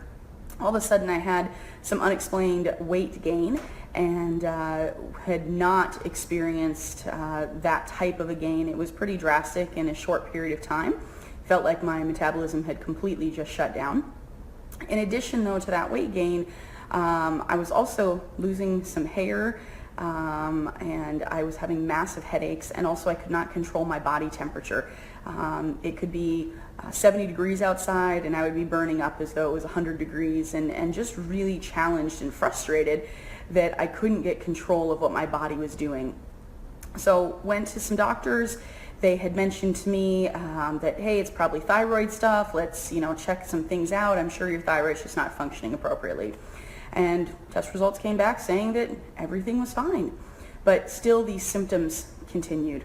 And it was actually one of my doctors that mentioned to me, I sat there in her office frustrated and said, if anything, just make the hot flashes go away. It's embarrassing to be at work trying to teach a class and all of a sudden I've got sweat dripping from my face.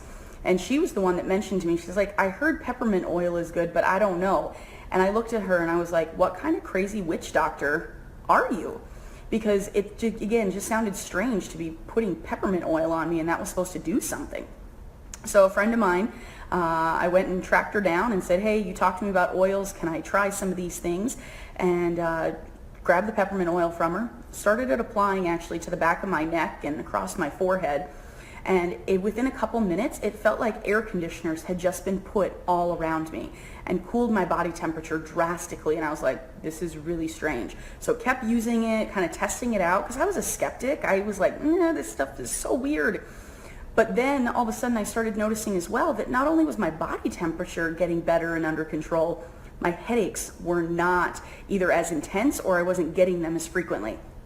So started doing more research and realized that peppermint oil was not just good for controlling body temperature, but it was also very good for helping to either relieve or to stop headaches from ever coming on.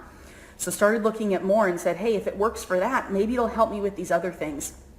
And so to really abbreviate what was a long and very scary process of a health scare is that I was able to find a lot of healing and enhancement for my health and wellness from the oils. And we're going to talk about some of those today that I used, but really the main kit that we're going to discuss today, and I've got it right here for us, is the doTERRA, the Family Wellness or Family Essential Kit.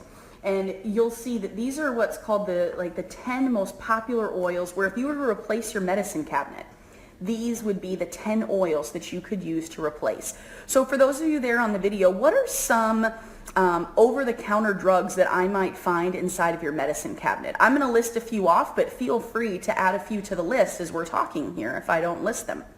So for me, I think about like ibuprofen, Aleve, some kind of pain reliever. Some of you might even have like a Bengay or a joint ointment that you put on. There could also be things like a fever reducer. There could be things that you use for your belly if you're having any kind of stomach issues to make sure that you're trying to be as regular as possible with that. There's also some people use to boost their immune system. They use either Airborne's or the Emergency C. And so all of those particular things that you find in your medicine cabinet right now, I'm going to show you some alternatives and being able to use an all natural. Sherry just added some Pepto-Bismol, something that they have in their medicine cabinet. Absolutely. Again, very common for people. Tums may accompany that Pepto-Bismol for folks. And there's a few different oils that we'll talk about that could really help with those digestive issues there.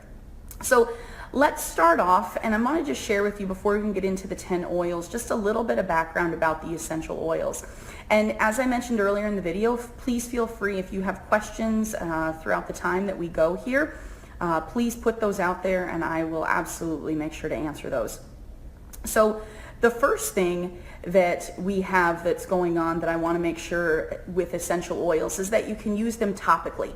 The oils themselves, you could be able to put it directly onto your skin. We'll talk about some different examples, but such as if you have a rash or a burn, to be able to just apply that oil directly to the skin.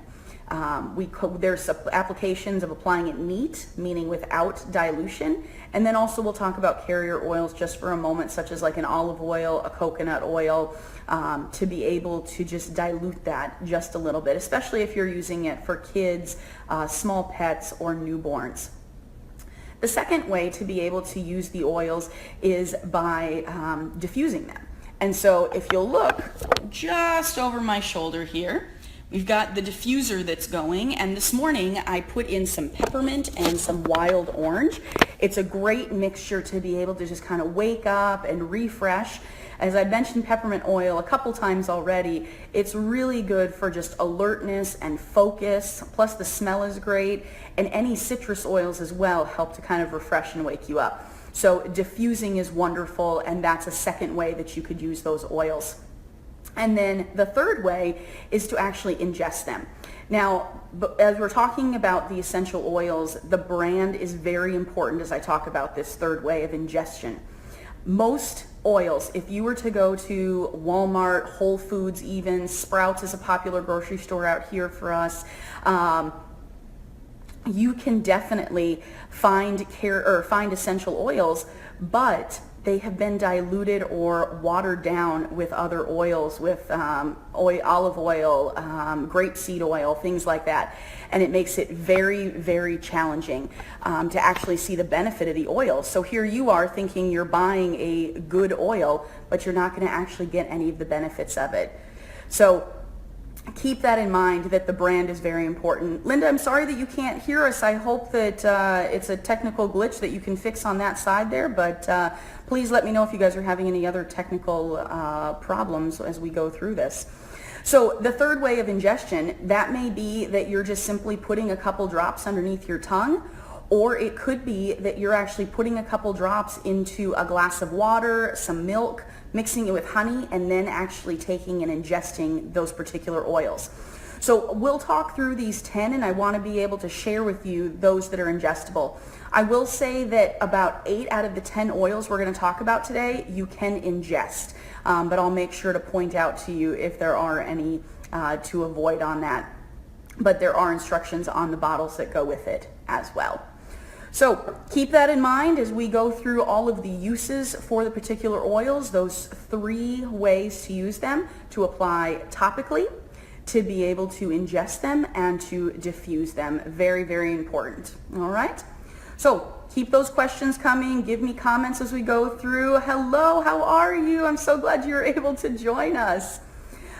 So the first one this morning is the lavender. How many of you are lavender junkies? You're maybe Bath and Body Works, you love the sprays that are lavender, maybe the lotions, body washes, anything like that, or you've started using an essential oil of lavender and really enjoy the smell. So this is something that this particular with lavender is phenomenal. And I'd love for some of you that maybe are users already to share some of your feedback on this video of some of the ways you like to use the lavender oil. Let me share with you a few that I really enjoy. I love to cook, but unfortunately my oven doesn't always love me, and I tend to accidentally touch the top of the oven with my hand. And so I'll get some burns, and quickly I'll just put a drop of my lavender oil right over the top to be able to soothe that. And then also it has stopped it. I haven't had any of them bubble up, and so really helps to make sure that the skin is healing and feeling smooth. In addition, for my facial routine, I actually now do not use any like moisturizers that would be bought just over the counter. My facial routine actually includes putting the lavender straight on my skin. It helps with the redness that you might have. For some of you that might have rosacea, deal with eczema, any kind of skin rash, stuff like that, the lavender is phenomenal to be able to assist with that. So I highly encourage you, if you're thinking about your skin and when you think about when you want it to just be soothed, lavender is a great choice for you to take.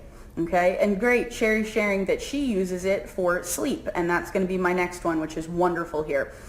Sherry diffuses the lavender next to the bed, being able to have those diffusers, just like the one I just showed you, and putting some lavender in there is great. If you're going, hey, wait, I love lavender and want to use it to sleep, but I don't have a diffuser yet, don't worry.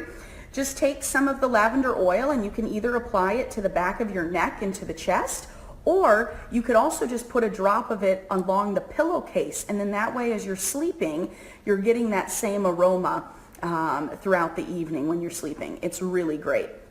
A couple other uses that has been wonderful to add in, and Sherry, thank you for pointing that out, that it does not stain because these are 100% oil, essential oil. They are not going to stain the material, pillowcases, sheets, anything like that. So don't be afraid to use this directly on it. Speaking of kind of the sheets and towels and things like that, I've been using some of the lavender actually when I'm doing laundry now. So especially on your bed sheets, it's like, hey, might as well go ahead and get them smelling in a really great, soft and inviting way for sleep. So when I put them in the dryer, I'll actually add a couple drops to the dryer, and then you've got that lavender smell that's infused right into the sheets, which is great. So please keep that in mind. Hello, Miss Lydia. So keep that in mind for another great one here for the lavender, okay?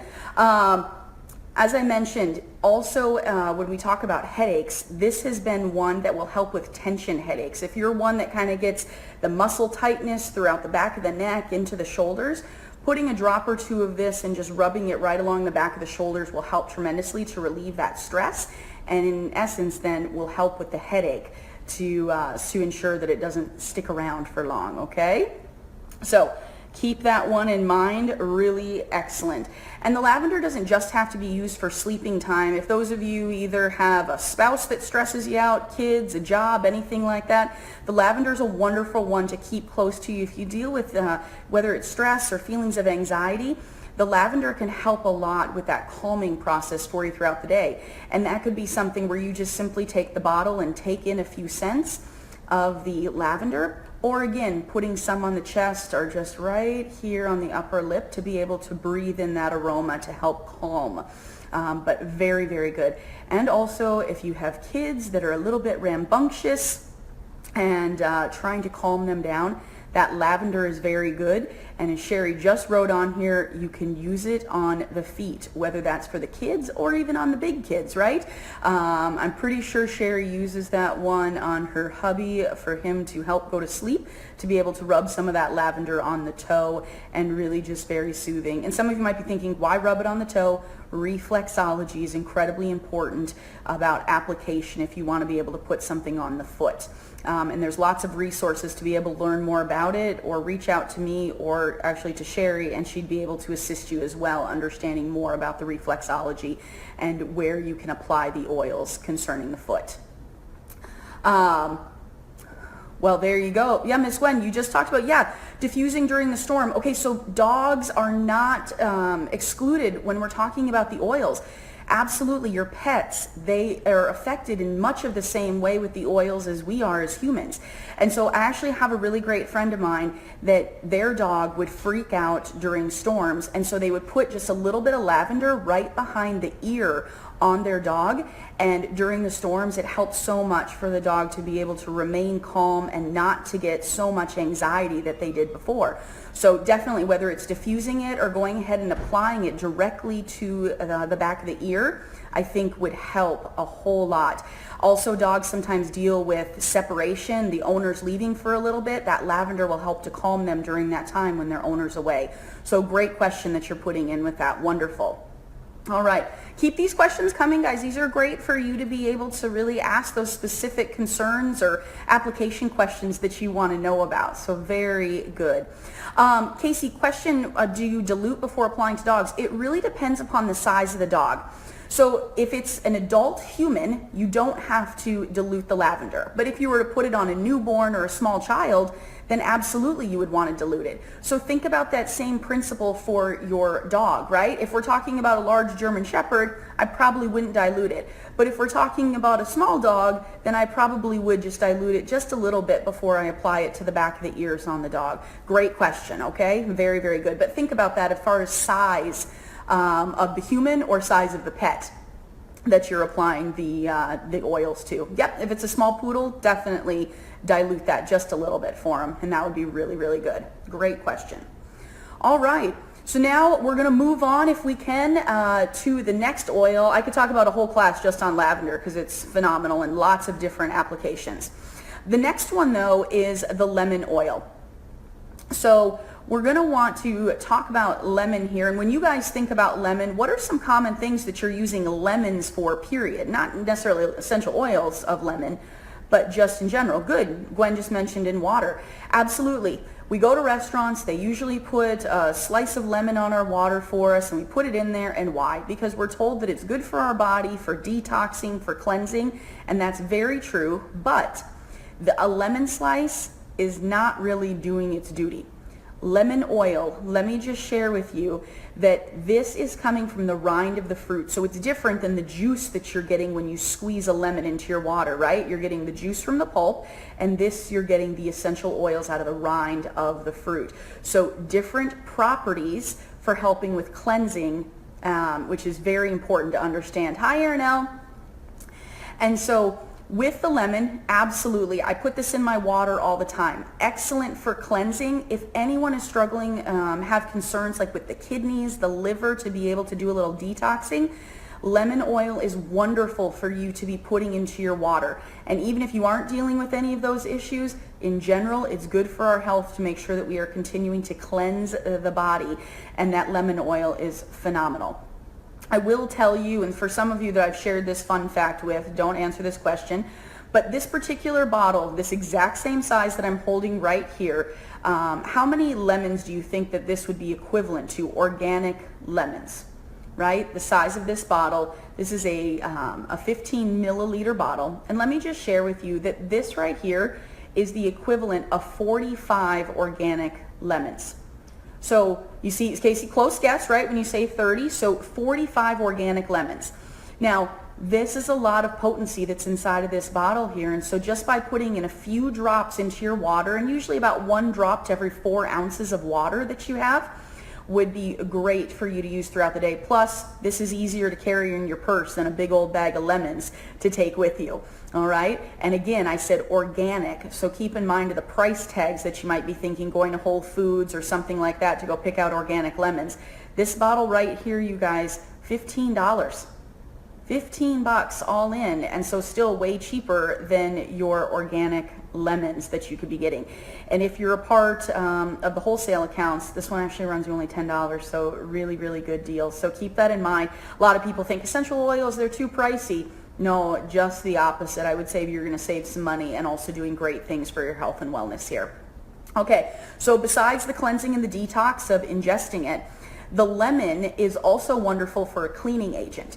Have you ever gotten sticky spots on your counter? You get a little gum in the hair. You've got something like a sticky residue on the fruit.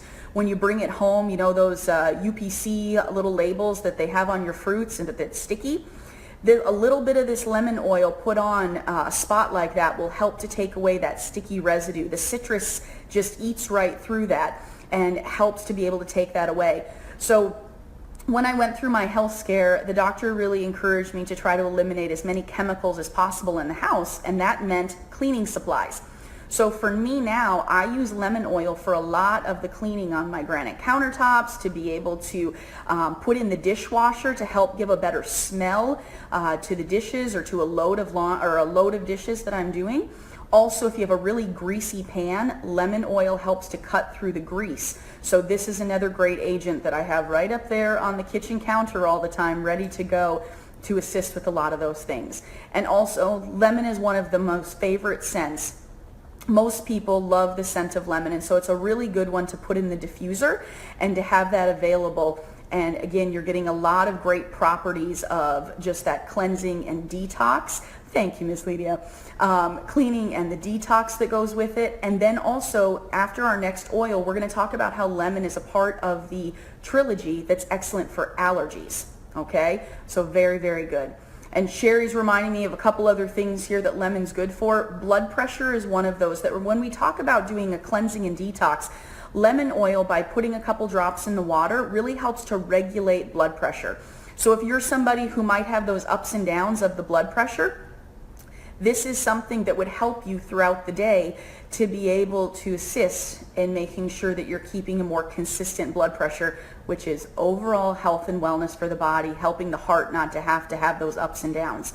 Also, it can really help with bites. We're talking about the bug bites, not hopefully any human bites that are going on, right? Some bug bites that are happening. And then Sherry also mentioned gout in here. So if you're struggling or challenged with any of those areas, please reach out with certain question. But the lemon in the water is a very, very good one. Myself, I've been challenged with low blood pressure in the past. And now with putting the lemon in there, I have not had those ups and downs that I had before. It's really enhanced that tremendously. So keep that in mind here with lemon, okay? The other thing that I'll use this for is maybe mom in the old wise tales had mentioned to you that, hey, some lemon and honey, good for the throat. Well, mom or grandma was right that shared that with you. So I'll actually put a drop or two of lemon oil into some honey and be able to take that, whether you're putting it into tea or if you just want to put it right on a spoon and take that down, that will help tremendously with the throat as well. So anyway, so lots of great uses for your lemon oil there. I go through that one a lot. I have quite a few bottles, one that's in the purse, one at work, and then one that's here at home, just to make sure I'm never without it. All right, let's move on to peppermint. This is the oil that started it for me in the beginning. Excellent, excellent stuff. And as I told you already, ladies, whether it's because your body temperature can't be regulated, or for ladies and gentlemen, the fact that it's hot outside, it's summer, we need to make sure to try to stay cool and not get overheated. Peppermint oil dealing with your body temperature is phenomenal. If you're going outside and you're going to be doing some activities, you've got little kids, you want to make sure that maybe you as an adult are again, keeping that body temperature low and not getting overheated and the sun exposure, going to heat exhaustion. Mix a little bit of peppermint oil with some water, put it in a spray bottle, and you just mist yourself off with it, and it helps to regulate that body temperature so you don't get overheated. So my guy Carl likes to go out and do his bike rides, and so when he goes out for his bike rides, I send him with that peppermint bottle to be able to spray, and so that way again it's helping with, so if you're an athlete and you're out there enjoying some tennis, bike riding, going running, anything like that, excellent stuff to be able to have. And you can put it on directly too, if before you want to just put some on the back of the neck or up on the forehead. It'll help to keep the body cool. And just the opposite, I got hit with some germs a couple weeks ago, and a low-grade fever was a part of that. And so I added some peppermint oil right away. That fever broke very, very quickly because, again, focuses on controlling the body temperature. So with those of you with kids, school's getting ready to start, new germs are about ready to infest your house, peppermint oil is a good one to have close by you for that, okay? Some other things though with peppermint oil is the alertness. So, where do you apply for fever? For me, I did it right up on the forehead, the back of the neck, and then I applied a little bit to my back, and then some to the bottom of the foot. So there's a few different places, but Casey, if you were to just put the primary spot, I would just put it right on the back of the neck is the best place to help kill that and break that fever, okay? That'll really work with that. And Sherry, thank you for throwing out some other things. You're right. Going back to headaches, we mentioned lavender oil being very good for the headaches, but also peppermint oil deals with the muscle tension and helps with the headaches. Remember at the start of the video I told you I was using it for controlling body temperature, but it was also helping my headaches, either not to be as intense or stopping them from ever occurring. So very, very good for the headaches. Sherry's using it for hypothyroid, again, with kind of the metabolism and working with the thyroid, and then also digestive issues. So I see both Gwen and Sherry mention this. So belly issues first. Let's talk about like acid reflux and the belly issues. Peppermint oil is wonderful. There's some cultures where after they finish a meal, they actually chew on peppermint leaves because it helps to digest the food. I don't know about you, but I'd rather just take a drop of peppermint oil and some water after my meal than have to chomp on some leaves. But also, you can not have to drink this down. You could just actually rub it on the belly or up on the upper chest if you're having acid reflux. And then moving down the digestive tract, Sherry mentioned some colon polyps. And so, unfortunately, in our family, we have some history with colon cancer and polyps, and the peppermint oil helps throughout the entire digestive tract to make sure that things that aren't supposed to be there don't. So, peppermint oil, I know Sherry puts a drop of it in her water and drinks that down, and Really good report this last year as far as the colon polyps not being there. And Aranelle, you're exactly right. Another form of this peppermint is what's called the beadlets. doTERRA offers a great thing where it's kind of like your breath mint. It's an all-natural breath mint. No sugar, no nothing else in it except for 1/4 of a drop of peppermint oil. And you can bite that and take it down. And so after a meal, it helps freshen the breath. It's helping to be able to give you a boost of energy. It's also helping you to digest your food a little bit better. And it also helps clear out your sinuses. I don't know any piece of Trident that does all of that. That's what I always tell people. Like, no piece of gum does all that for you, and it doesn't have any sugar in it. So the beadlets are another great way to get peppermint into your body and get all of the benefits that it has to offer. But really, really excellent. And then as I mentioned there with energy, and Aranelle, you've used this stuff for the energy in those car rides and things like that. Peppermint oil is wonderful, whether it's popping beadlets and doing it to be able to make sure you're staying awake and alert, or grabbing your bottle of peppermint oil and giving a couple quick deep inhales really helps with the focus and the energy. It's why I'm diffusing the peppermint oil this morning as I'm getting going, because it's very, very important for you to make sure that you're keeping yourself alert throughout the day. And for me too, it's sometimes the after lunch lull. This is a great one to have on hand to be able to use, okay? So really, really good stuff.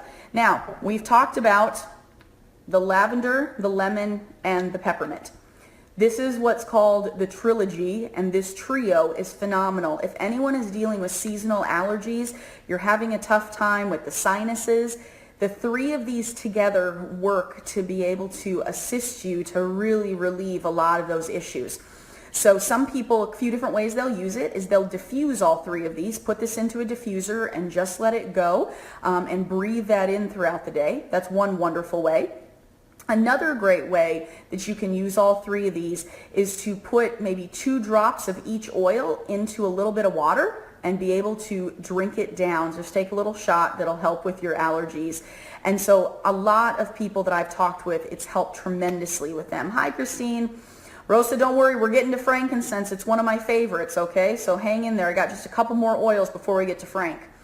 But these 3 particular ones, so for me, when I first moved out here to Las Vegas, very different landscape than where I came from in Florida, with it being wet and muggy. Out here in the desert, completely different trees and landscape. And so I continue to use those 3 oils just as my body transitions a little bit with some of the different allergies that I might be facing out here. So keep those 3 in mind. But I have found great relief, and I'm sure some of you that are on here, I know that some of you have shared your stories with me of using those particular oils and have found great success. So very good. All right, peppermint, I could again teach a whole class just on peppermint oil and all of the uses that go with it, okay? Nope, you didn't miss those. Those actually we may not touch on in today's, but if you have specific questions, happy to help you with those particular oils, Elaine, with fennel and geranium. Both are very popular ones. The next one we wanted to talk about here is Melaleuca. Some of you may know it as tea tree oil. Melaleuca, I have to be honest, when I first got some of my oils, I didn't open this one up right away because I was like, I don't know what to do with it. It sounds weird, and just, I don't know, it wasn't very popular in my regime at the time. But one morning I woke up, and it was the last time I've taken an antibiotic, to be honest with you. But I woke up, and you know the big list that they give you with antibiotics about the possible side effects? Well, I got one of them pretty bad. And that was I had the white spots all throughout my mouth, basically like a yeast infection in my mouth, not attractive. And I couldn't go to work that day looking like that. So looked up what can I use to get rid of that very quickly, and it said to gargle with Melaleuca. So I did it. At first I was like, ooh, this stuff, I don't love the taste. But gargled with it within 5 minutes, all of those white spots of the yeast throughout my mouth, gone. And so I started doing more research and reading on Melaleuca and what an antibacterial it is to be able to kill basically all kinds of germs. So now how I use Melaleuca is in the mornings, I actually put a drop of this on my toothbrush and I brush my teeth with it, and it helps with all of my oral health. So our family, the genes are not great when it comes to our gums and like gum disease. And so in the past, I think all of us in the family have been talked to by the dentist of making sure that, yeah, you've got some bleeding in the gums, you've got excess skin, you've got all this stuff. And my last visits to the dentist have been phenomenal. The dentist was like, I don't know what you're doing, but keep doing it. And I told her, I'm like, it's my essential oils that I'm using on my toothbrush, or I'll gargle with it kind of for a mouthwash. I'll mix a little peppermint and a little bit of Melaleuca for a mouthwash, and I now have an all-natural mouthwash that I'm using. So the Melaleuca is wonderful. So Sherry mentioned too, yep, the gum disease is excellent. Canker sores, same kind of thing, right? We're talking about all the oral health that goes on here. So if you've cut the gum, or if you have a canker sore, I had one a couple weeks ago, took a drop of this, put it directly onto the canker sore, did it like 3 to 4 times throughout that day, and that canker sore was gone, didn't have the irritation from it, which was wonderful. Also, when I told you I caught that bug, Sherry mentioned the earaches. Melaleuca, that antibacterial and anti-germ, right? It's taking care of all of it. Now, please hear me on this. Do not apply the oil directly into the ear canal when you are trying to relieve an ear infection. And this is great for pets as well, because they too get all kinds of ear aches and ear infections from whether it be bugs or the landscape that's messing around with them. You actually will put it, and I'm just going to give a little visual right here. You're going to put it right up on the front of the ear here, and then also right behind the ear. You can just apply the Melaleuca oil. The other way you could do it is put 1 drop on a cotton ball and loosely set the cotton ball right at the opening to the ear canal, and the aroma of the essential oils, it will basically diffuse into the ear canal to take care of the germs and the ear infection that's going on. And it doesn't have to be, there's inner and outer ear infections. If you're in the water a lot, maybe you're at the lake or at the pool, let's not even talk about all the germs that we can find in those. Putting some Melaleuca after you get out of the pool is a really great way to be preventive, to make sure that you don't have any of that settle into the ear, the excess water, that kind of thing, because it will also help to dry out the ear if you have been spending a ton of time out in the water. So very good. And then also skincare. I mentioned the lavender up there at the beginning, but the Melaleuca is also really great for the skincare, especially with acne. We talk about, right, antibacterial. So what is a zit, right? It's a bunch of gunk that just wants to get out of your skin. Putting some of this on directly onto your little blemishes will help you tremendously. I had one that started here the other day. Sorry, I'm just going to point out all my blemishes right now for you. Got one that started here yesterday, and already it's almost gone, so taking care of itself. Yeah, Arinelle, safe for pets, absolutely. For how tiny your little one is, right? Maybe dilute it just a little bit, but put it on in the same place, like right behind the ear on her, and it would be really good to be able to help with any kind of ear infections that's going on even for the pets. Okay, so very, very good. Now remember when I was talking about cleaning supplies, right? And I mentioned to you about the lemon oil. Melaleuca is the good companion to the lemon oil. So you mix both of these together with some water, maybe a little vinegar if you like that. Makes a fabulous cleaner for your counter. All right, use it in the bathroom, whatever you'd like to. Make it a great floor cleaner for mopping. Wonderful, wonderful mixture. Also for dog toys, cat toys, kids, all of these are okay for them to ingest. So here's the tip that I have for you. How are you cleaning their toys and their dog chews and their dog bowls and things like that? Put a little bit of Melaleuca into some hot water, let them soak. It'll clean off the germs, give them a little rinse, and let them air dry. Even if you didn't scrub off every single little bit of Melaleuca, it's still safe. So it's okay for the kids to put the toys in the mouth. It's okay for your dog to go eat out of their dog bowl. But think about the other chemicals that you might be using to clean out their dog dishes and their toys and things like that, the kids' toys. And then they're putting those things directly into their mouth with lots of different chemicals on them. This is a great alternative for you to be able to do that. Soak, let them air dry, and go from there. Okay? So Elaine's got some questions here. You could just put them on when they have the blemish. You don't have to have the blemish open. You don't have to worry about it having a head or anything like that. What it will do is it'll just start working on that skin in that area, making sure any bacteria that's there in that area is killed, which is causing the blemish that's going on.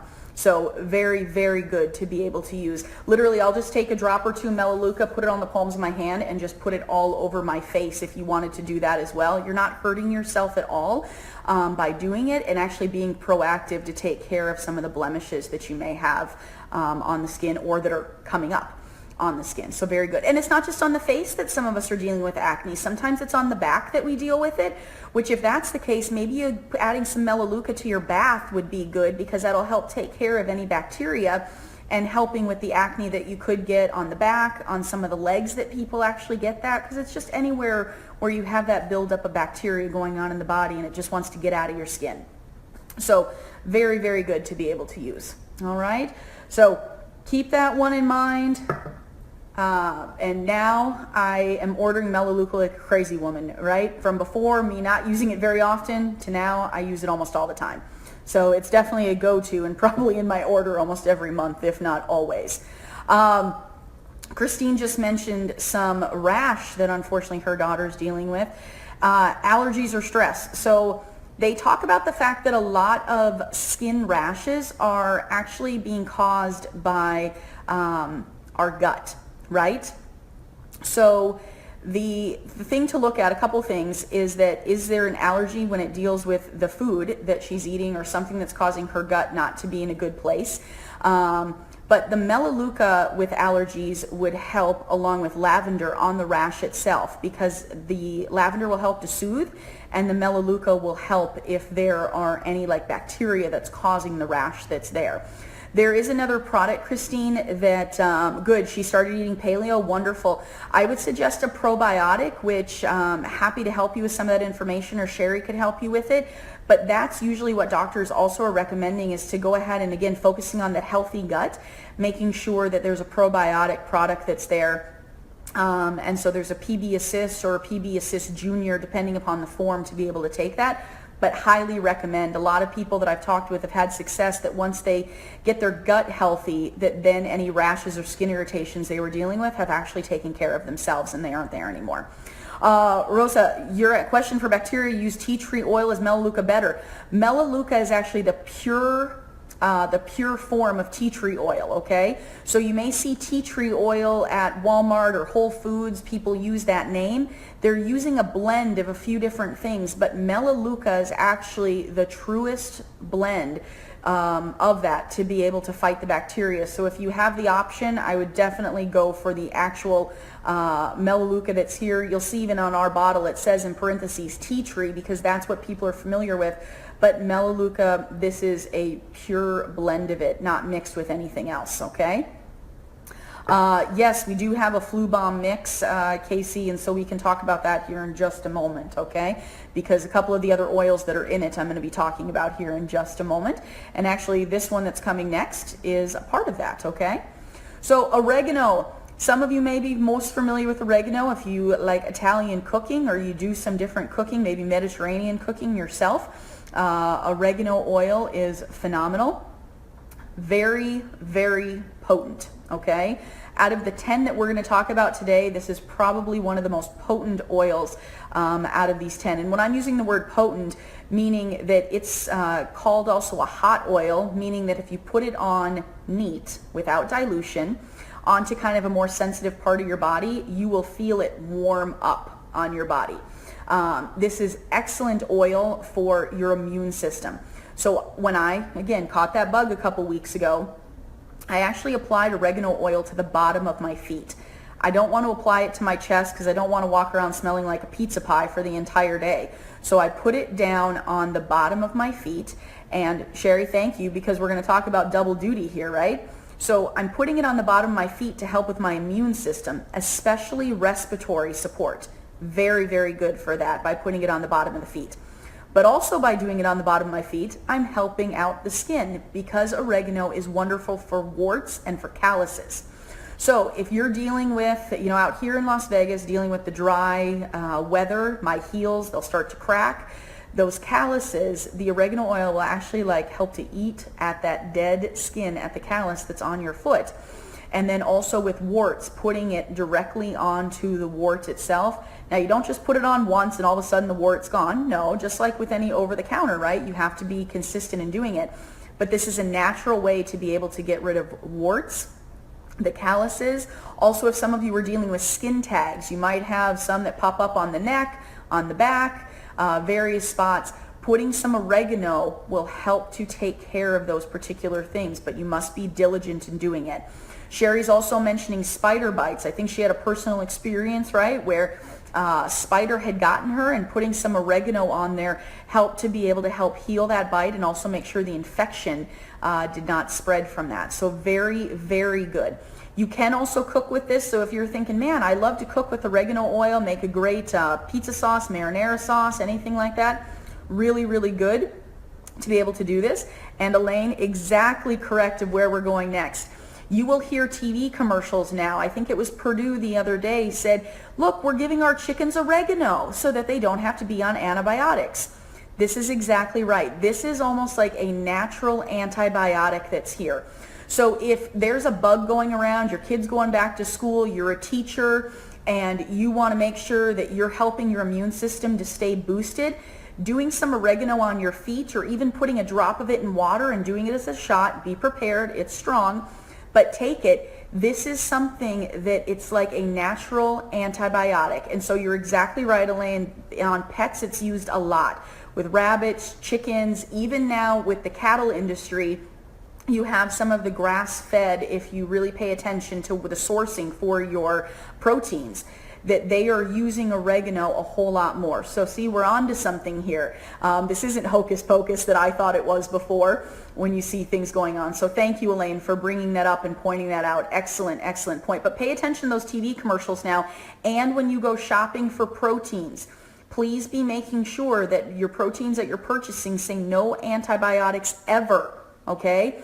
Because that's when you know that they're using some kind of natural product. You don't want to be getting those antibiotics into your system through consumption of other proteins. And so this is what they're using for them, is the oregano. All right, so very, very good. So keep this one in mind when you are wanting to help with any of those issues that we just talked about. And Arinelle, absolutely, you're correct. Like I mentioned earlier, it's a hot oil. And so making sure that for some people's skin, it can actually like feel like you're burning your skin if you put it on, okay? So make sure, right, if so you're told, not by personal experience, of course, Arinelle, but using a carrier oil such as some coconut oil. If it's your first time trying the oregano, put a little bit of coconut oil or some olive oil along with it just to dilute it, and then see how your skin reacts. For me, on my feet, I think I can do almost anything on my feet, and it's not going to hurt them. Some of the skin is, like I said, a bit tough down there, and so I can put the oregano directly onto my feet. But other areas of the body, I put a little bit on my chest, and yes, you can start to feel it warm. And if it's not the carrier oil, thank you, Sherry, mentioning to put a little bit of lavender around it. When I had a wart I was getting rid of, I did the oregano directly on the wart, and then I took lavender oil, and on a Q-tip, I put it just right around a ring, right around the wart. So that way the skin around it was staying soothed and taken care of, but the oregano was doing its work on the actual wart, which was excellent, okay? Elaine, sorry, let me just read your question. Taking antibiotics? Yes, absolutely. So some things to be like mindful of, guys, and please hear me. I am all about going to visit the doctor. I am all about making sure that I am listening to what they have to say. But this is an alternative that might also assist you, whether it's in conjunction with some of the prescriptions your doctors may have you on, or you might find a replacement for some of those. But please make sure you continue to talk with your physician if you've been on some kind of antibiotic or prescription and you're looking for an alternative. But you will find that a lot of these things are going to become your alternatives for me personally, I have not had to take a prescription or an over-the-counter in over 2 years now, because I've been able to find alternatives using the natural essential oils for anything and everything that I've been using. So just an encouragement for you, but please don't say, hey, I don't have to go to a doctor anymore. That's not true. We love doctors. Please make sure you're going to see them and getting yourself taken care of, but also be an educated patient and making sure that other options are being talked about with your doctor and not just an automatic prescription for anything and everything that's going on. So just kind of a side note there. All right, Rosa, here we go. Hopefully you're still there with us, because here comes frankincense oil. So Elaine, thank you for sharing about, unfortunately, the ovarian cysts that you were dealing with. And for me, my health scare included tumors that were growing all over my body, and very, very scary for me during that time. Had the tumors growing on my thyroid, had one that had basically taken over my entire left ovary. And also I had what's called lymphoma, the tumors of the fatty tissue that were growing throughout my arms and my legs. And so after doing a ton of research, one of the things for frankincense, and we're going to get to a lot of other uses, but one of the ways that frank is used is it helps to fight abnormal cells. Now, abnormal cells, you fill in the blank, right? That's the big C word. That's cancer. That's tumors. That's cysts. That's anything that's abnormal mutation of our cells. Frankincense helps with that, because it is really, it's the best one for that cell growth and cell normalities. So we have a blood membrane that surrounds our brain, right? To make sure that it's all protected in there as we're moving around, that it stays safe. Frankincense is the one oil that has been proven scientifically that it can actually permeate through that blood membrane of the brain. And so besides the abnormal cells, here's some other things. Anything neurological, frankincense is fabulous for. As you age, sometimes our memory gets a little shady, right, Sherry? And so some of those things to help with memory, Alzheimer's, Parkinson's, Lou Gehrig's, like anything like that that would be neurological, frankincense is phenomenal for. I actually would put 2 drops underneath my tongue of frankincense and be able to just do that morning and nighttime to be able to get that directly into my bloodstream. I also put the frankincense and applied it topically anywhere I knew I had a tumor that was growing. So I would put it directly on my thyroid, right over the top of my ovary, on those lymphomas that were in my arms and my legs. And I would take care of, and that's what I would do to take care of it each day. Also, if you're dealing with migraine headaches, frankincense is one of those, going back to getting through that membrane in the brain there. Migraines are not the same as those tension headaches, right? So the tension, yeah, the lavender and peppermint will help to relieve the stress throughout the neck and the back of the shoulders. But migraine headaches, that is that throbbing pain that's going on actually in the brain right there. And frankincense will help tremendously to be able to prevent or to be able to lessen the intensity of. So please take a look at frankincense. It is phenomenal for so many things. Now, the other thing, kind of a side note, right? I had mentioned earlier the double duty on some of these oils, is I was using frankincense to help with my migraine headaches I was getting. So I would put some on the forehead and the temples.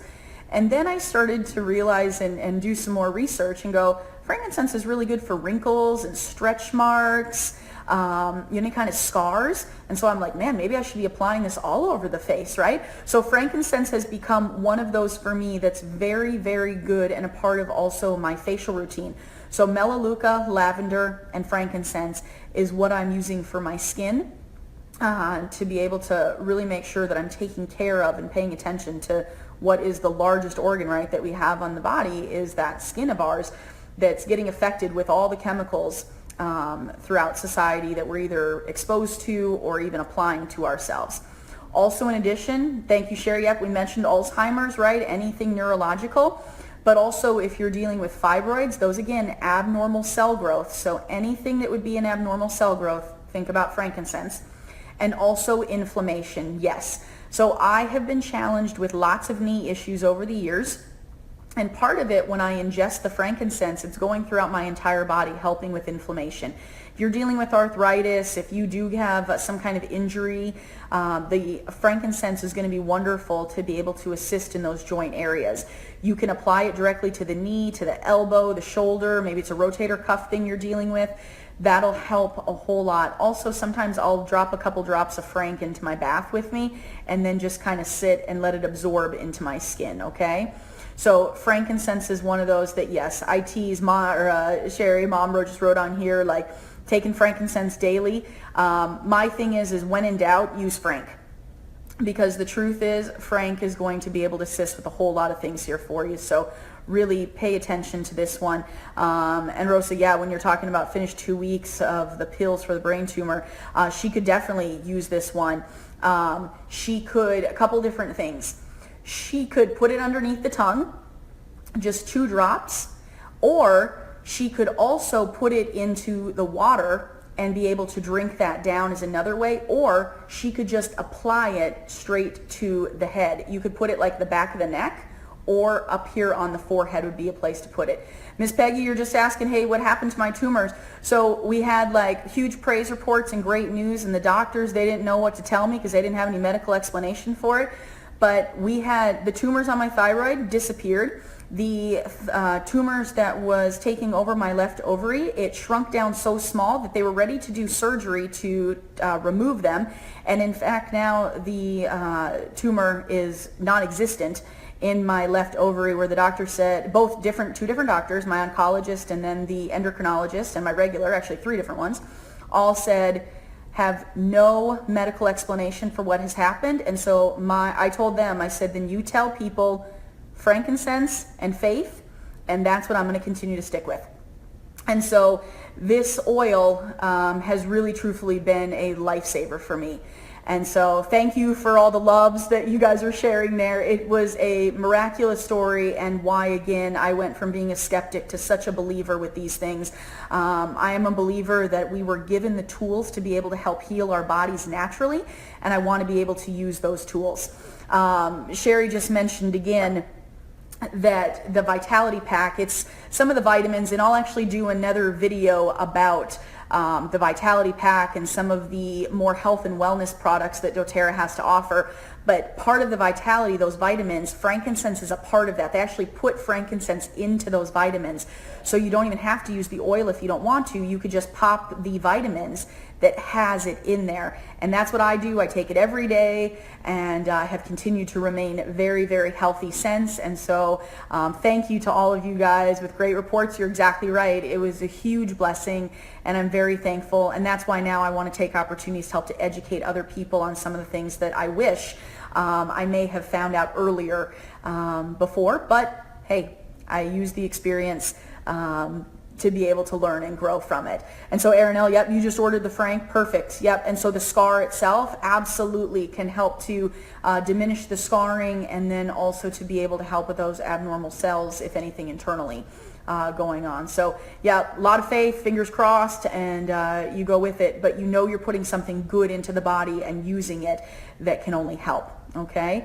All right, Casey, I see you're talking about Digestion, and we're going to get to that one in just a minute. Okay. So hang in there with me, because I know we all have our favorites of the oils. Thank you guys for hanging around and spending some time, whether it's your morning or afternoon, depending upon your time zone here, to be able to hear and learn some about this. This next one that we're going to talk about is called Deep Blue. This one has also been a lifesaver for me when we talk about inflammation, joint pain, just being active and that type of thing. It's called Deep Blue. And so this is really a blend that doTERRA created that specifically helps with those areas that I just mentioned. Maybe, you're a little sore now as you're aging. Maybe you had an injury that caused the soreness in a knee, an elbow, wrist, shoulder, wherever it might be. The Deep Blue really helps with the inflammation.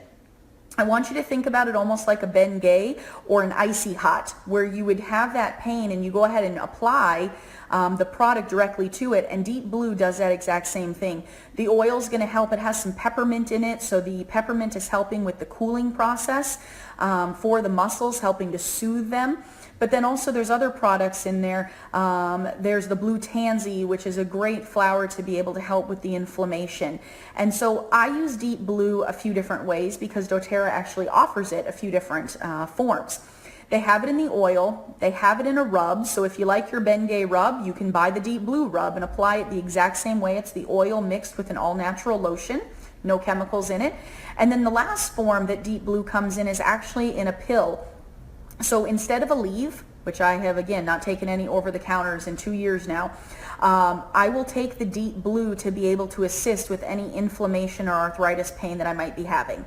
A couple months ago, we went on a pretty strenuous hike, and so I took a couple Deep Blue before we went on the hike. I took them after we got home, and then a little bit later that night because I knew I'd be sore after a 5-6 hour hike. And so Deep Blue is one of those things in the pill form where I'll take it if I know I'm going to have a little bit more strenuous day.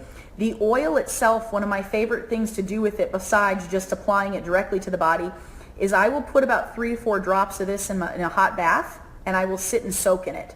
Oh my goodness, like talk about some great alone time, and my body feels so much better after my muscles getting to absorb this Deep Blue.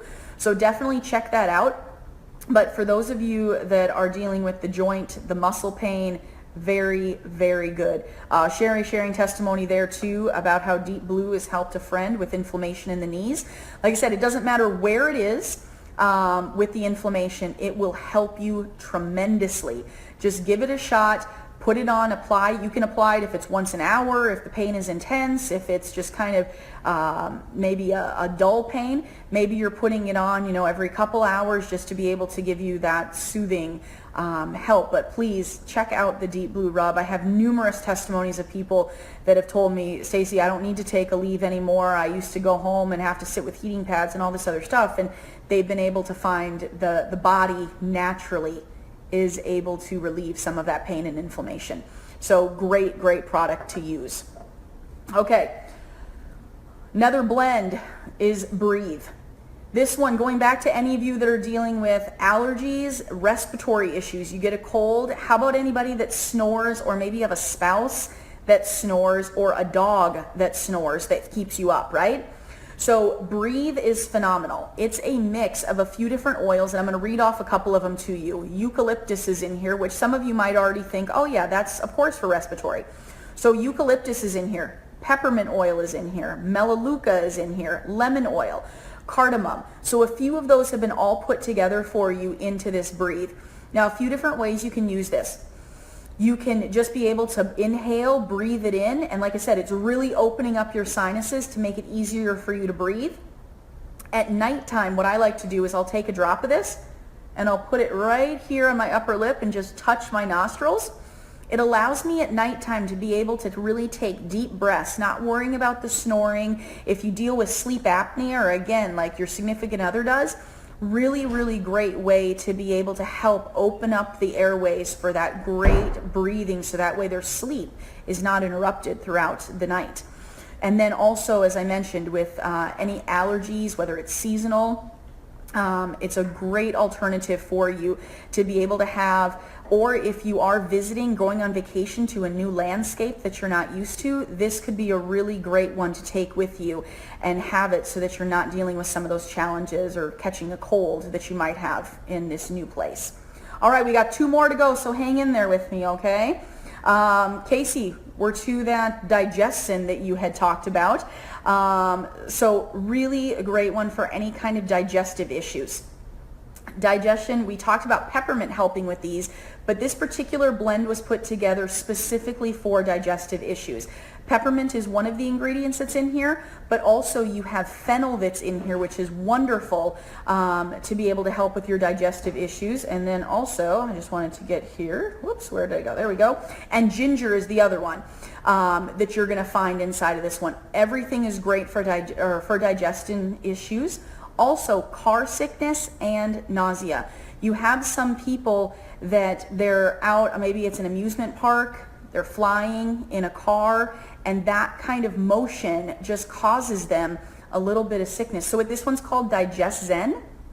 It's a blend that doTERRA puts together, and excellent. You can apply it topically, so you could put it on the chest, rub it over the top of the belly, or another great way to do it is just to be able to, again, breathe it in, and especially for nausea, that helps tremendously. Another really great thing you could do is put a couple drops into a glass of water. Some nights, you go out for a heavier dinner and it just doesn't quite settle with you well.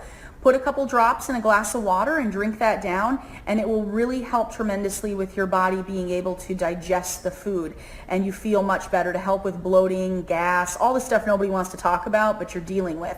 that Digestion is a great alternative for you to think about all those other things that are over the counter that we find, right? The Pepto-Bismol, the Tums, all those kind of things. Sherry's mentioning a couple other things. Yep, we just talked about bloating, Crohn's disease if you're dealing with that, or colitis. So any of those issues, Digestion would be a fabulous one for you. All right. Just quickly is the last one here is On Guard. For those of you we mentioned at the beginning of the video, maybe taking like emergency C, or you're using airborne to help your immune system get boosted, I really encourage you to take a look at the ingredients in those particular products. Sugar is usually the number 1 or number 2 ingredient on that packaging, which sugar is only compromising your immune system, not helping your immune system. So yes, it may have a lot of zinc in it, but also read and be educated of what else is in that product. On Guard is an all-natural product and blend that really helps to boost the immune system. And so a few different ways that I'll use it is I'll actually add it to my toothbrush, kind of like Melaleuca we mentioned earlier to kill the germs. On Guard is also an excellent one to be able to boost that immune system. For little ones, a great thing to do is to put it on the bottom of their feet, especially with school starting. They're going to get hit with all kinds of germs, and you want to be ready and prepared on how to be able to help them stay healthy. Lydia, yep, one of the favorites, absolutely. Me too. I love the smell of it. It's very, very good. It's got a little cinnamon in it. It's got some orange. I'm going to read off some of the other ingredients for you here. It's got rosemary, the cinnamon I mentioned, eucalyptus, and clove. So really great smell. A lot of times I'll tease people that it smells like Thanksgiving in a bottle. It's wonderful. You can also put a couple drops in water and be able to drink that down if you just want that boost. So very similar to your emergency C or the airbornes. You don't have to change your habit. Just put a different product in the water to be able to drink down, and the airborne will help a whole lot. doTERRA does have it in a few different products. This is the oil that they have, but they also have it in a soft gel. So if you just want to swallow a couple pills, you could do that. Or they have it in the beadlets, kind of like we talked about with the peppermint earlier. You could have the airborne beadlets. I carry those with me in my purse all the time, especially when we're on an airplane traveling. I have to share germs with all 200 passengers that are with me on that airplane, and probably not good germs that are being shared. So we'll pop a couple extra beadlets just to make sure we're giving our immune system just a little extra boost, and it helps tremendously to really make sure that we're giving our body the best chance of getting to fight off those germs. So On Guard also is really great to add to your clothes. Maybe you're putting in a load of wash and the kids have been sick or you've been sick. Put a couple drops of the On Guard oil right into the washing machine, and it'll help to take care of those germs and make sure they're gone. So just a few extra tips for you. But this class, this video that I wanted to do is really just an introduction. We could talk all day long about different oils. Some of you have asked questions about oils that I don't even have a chance to visit today. But these particular 10 oils, as I mentioned, this is a kit that doTERRA has put together that's called the Family Essential Kit. It has all 10 of these oils that we've discussed, plus you'll get both bottles of the beadlets, the peppermint and the On Guard, and you're going to get the 5 milliliter size bottle, right? So this has 80 drops of each oil inside the bottle, plus the 2 beadlets, and you'll get a wholesale membership, which means that on all future orders, you're going to get 25% off all the other orders. And this kit right here, $150 out the door. So think about that, 10 oils, 2 things of beadlets, and if you're interested in doing it, I'm going to ask that you message me, and I can help you with that information. If you were invited to this video by Sherry or Garrett, please connect with them and they're going to be able to assist you. But please, Essential Health and You is my website. You can shoot me a message, comment on this video, and I'm happy to follow up with you. These products have changed my life 2 years ago when I started using them. And I am so grateful that somebody introduced me to them. And like I said, now I've wanted to take the chance to educate all of you about the products as well. So please, great introduction to the oils. If I can help you with just an individual oil, maybe out of today's class you say, hey, maybe I'm not ready for all 10, but I want to try 1 or 2 of them. Message me. I'll help you to make sure that we can get those ordered and into your home and start using them. And then also, if you need any additional information about how to use the oils, please reach out to us. We really want to make sure we're educating. Thank you for joining us this morning or this afternoon, depending upon your time zone. Tomorrow I'm going to be doing another class, 2 p.m. Vegas time I'm going to do it. So for those of you that are in the Florida on that East Coast, 5 p.m., we're going to talk specifically about back to school oils. For kids, if you're a teacher, how you can make sure that you're ready for the school year. And so invite some people, let some people know that we're going to do this video. And then also, if you're saying, hey, I really wish that you would talk about this particular topic and fill in the blank, let me know. Email me or send me a message, and I'm happy to put together a video that we can talk about that particular topic. And we'll go from there. But there's a whole lot of education to be doing, and I'm happy that you joined and spent some time with us this morning. Again, this is Essential Health and You. My name is Stacey, and thank you guys so much for spending some time with me. Bye-bye. Well, good morning. Welcome to Essential Health and You. My name is Stacey, and thanks for joining us for class today. We're going to be talking about essential oils and hormone balance. I'll give just a couple minutes, a couple seconds, I should say, for people to jump on here, and then we're just going to go ahead and get started discussing content, sharing a little bit of my story. Like I mentioned, we're going to talk about your stories as well if you have any questions or comments as we move through today's class. And then hopefully all of us can come together on finding some solutions on how we can move forward to be able to improve quality of life that we have. So like I said, my name is Stacey, and thanks for joining me today for Essential Health and You class. I wanted to be able to do a class topic specifically on hormone balance as I get questions about this all the time. So for those of you that don't know me, you haven't checked in for one of the classes yet, I want to share just a little bit about who I am, kind of a bit of my background and my story specifically pertaining to the hormone balance today that we're going to be talking about. Thanks. I see some of you jumping on, so please feel free to write any comments. If you have particular concerns that you're hoping that we address today, I would love for you to be able to share those and make sure that we're able to talk through those particular things. So about 4 years ago, unfortunately, I had a pretty traumatic health scare. All of a sudden, I was putting on a substantial amount of weight. Didn't know why it was happening. Good morning, Lorana. Didn't know why it was happening. And when I say substantial, for some of you, you might think substantial like 10, 20 pounds. I packed on actually 120 pounds in a matter of 4 months and completely freaked me out. I thought, man, I haven't even changed my eating habits that much, you know? But what is going on with my body? And in addition, I was having things such as losing hair, growing hair in places I didn't want to, massive headaches, could not control my body temperature, memory, not great, energy levels, none. Like there was just none. I felt exhausted just even getting out of the bed for a shower. And so the thought of making it through work was just exhausting in and of itself. But to kind of fast forward a little bit, my mom said to me, Stacey, I think it was around your age that they diagnosed me with a thyroid problem, so why don't you go check it out?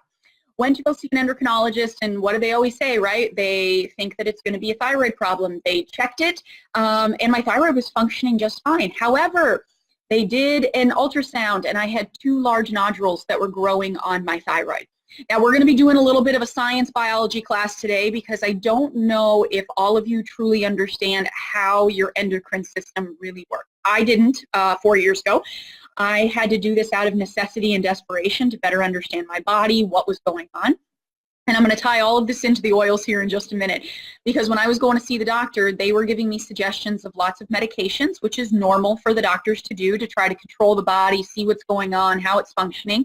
But if you're like me, when it says possible side effects, take out the word possible, because my thing is just it's going to happen regardless. I'm going to get all of those side effects that are going to come from it. And sometimes the side effects are worse than the original problem. So that was part of what forced me to take a look at some alternatives. Specifically, where I want to talk about where I started my journey was with peppermint oil, and that was because of not being able to control my body temperature. How embarrassing. I'm at work, and all of a sudden I'm just like busting out into sweat all over my face and my neck. And so a friend of mine said, why don't you try these oils? And I told her to get that hocus pocus snake oils away from me, were my exact words that I used with her. And she was like, okay, I was just trying to help. However, when we're desperate, sometimes we will try many different things. And so I was like, fine, give me the peppermint oil, I'll give it a try. put some around the top of my, like my hairline here, the forehead, and on the back of my neck. And it was like within 30 seconds, an air conditioner had just been put all over my body and was cooling my body temperature. So I thought, this is kind of weird. Maybe it's just a one-time fluke, but I kept trying it. So peppermint oil is what got it started for me and began this like research of how's my body working, what's going on with it, how do we explain some of the things.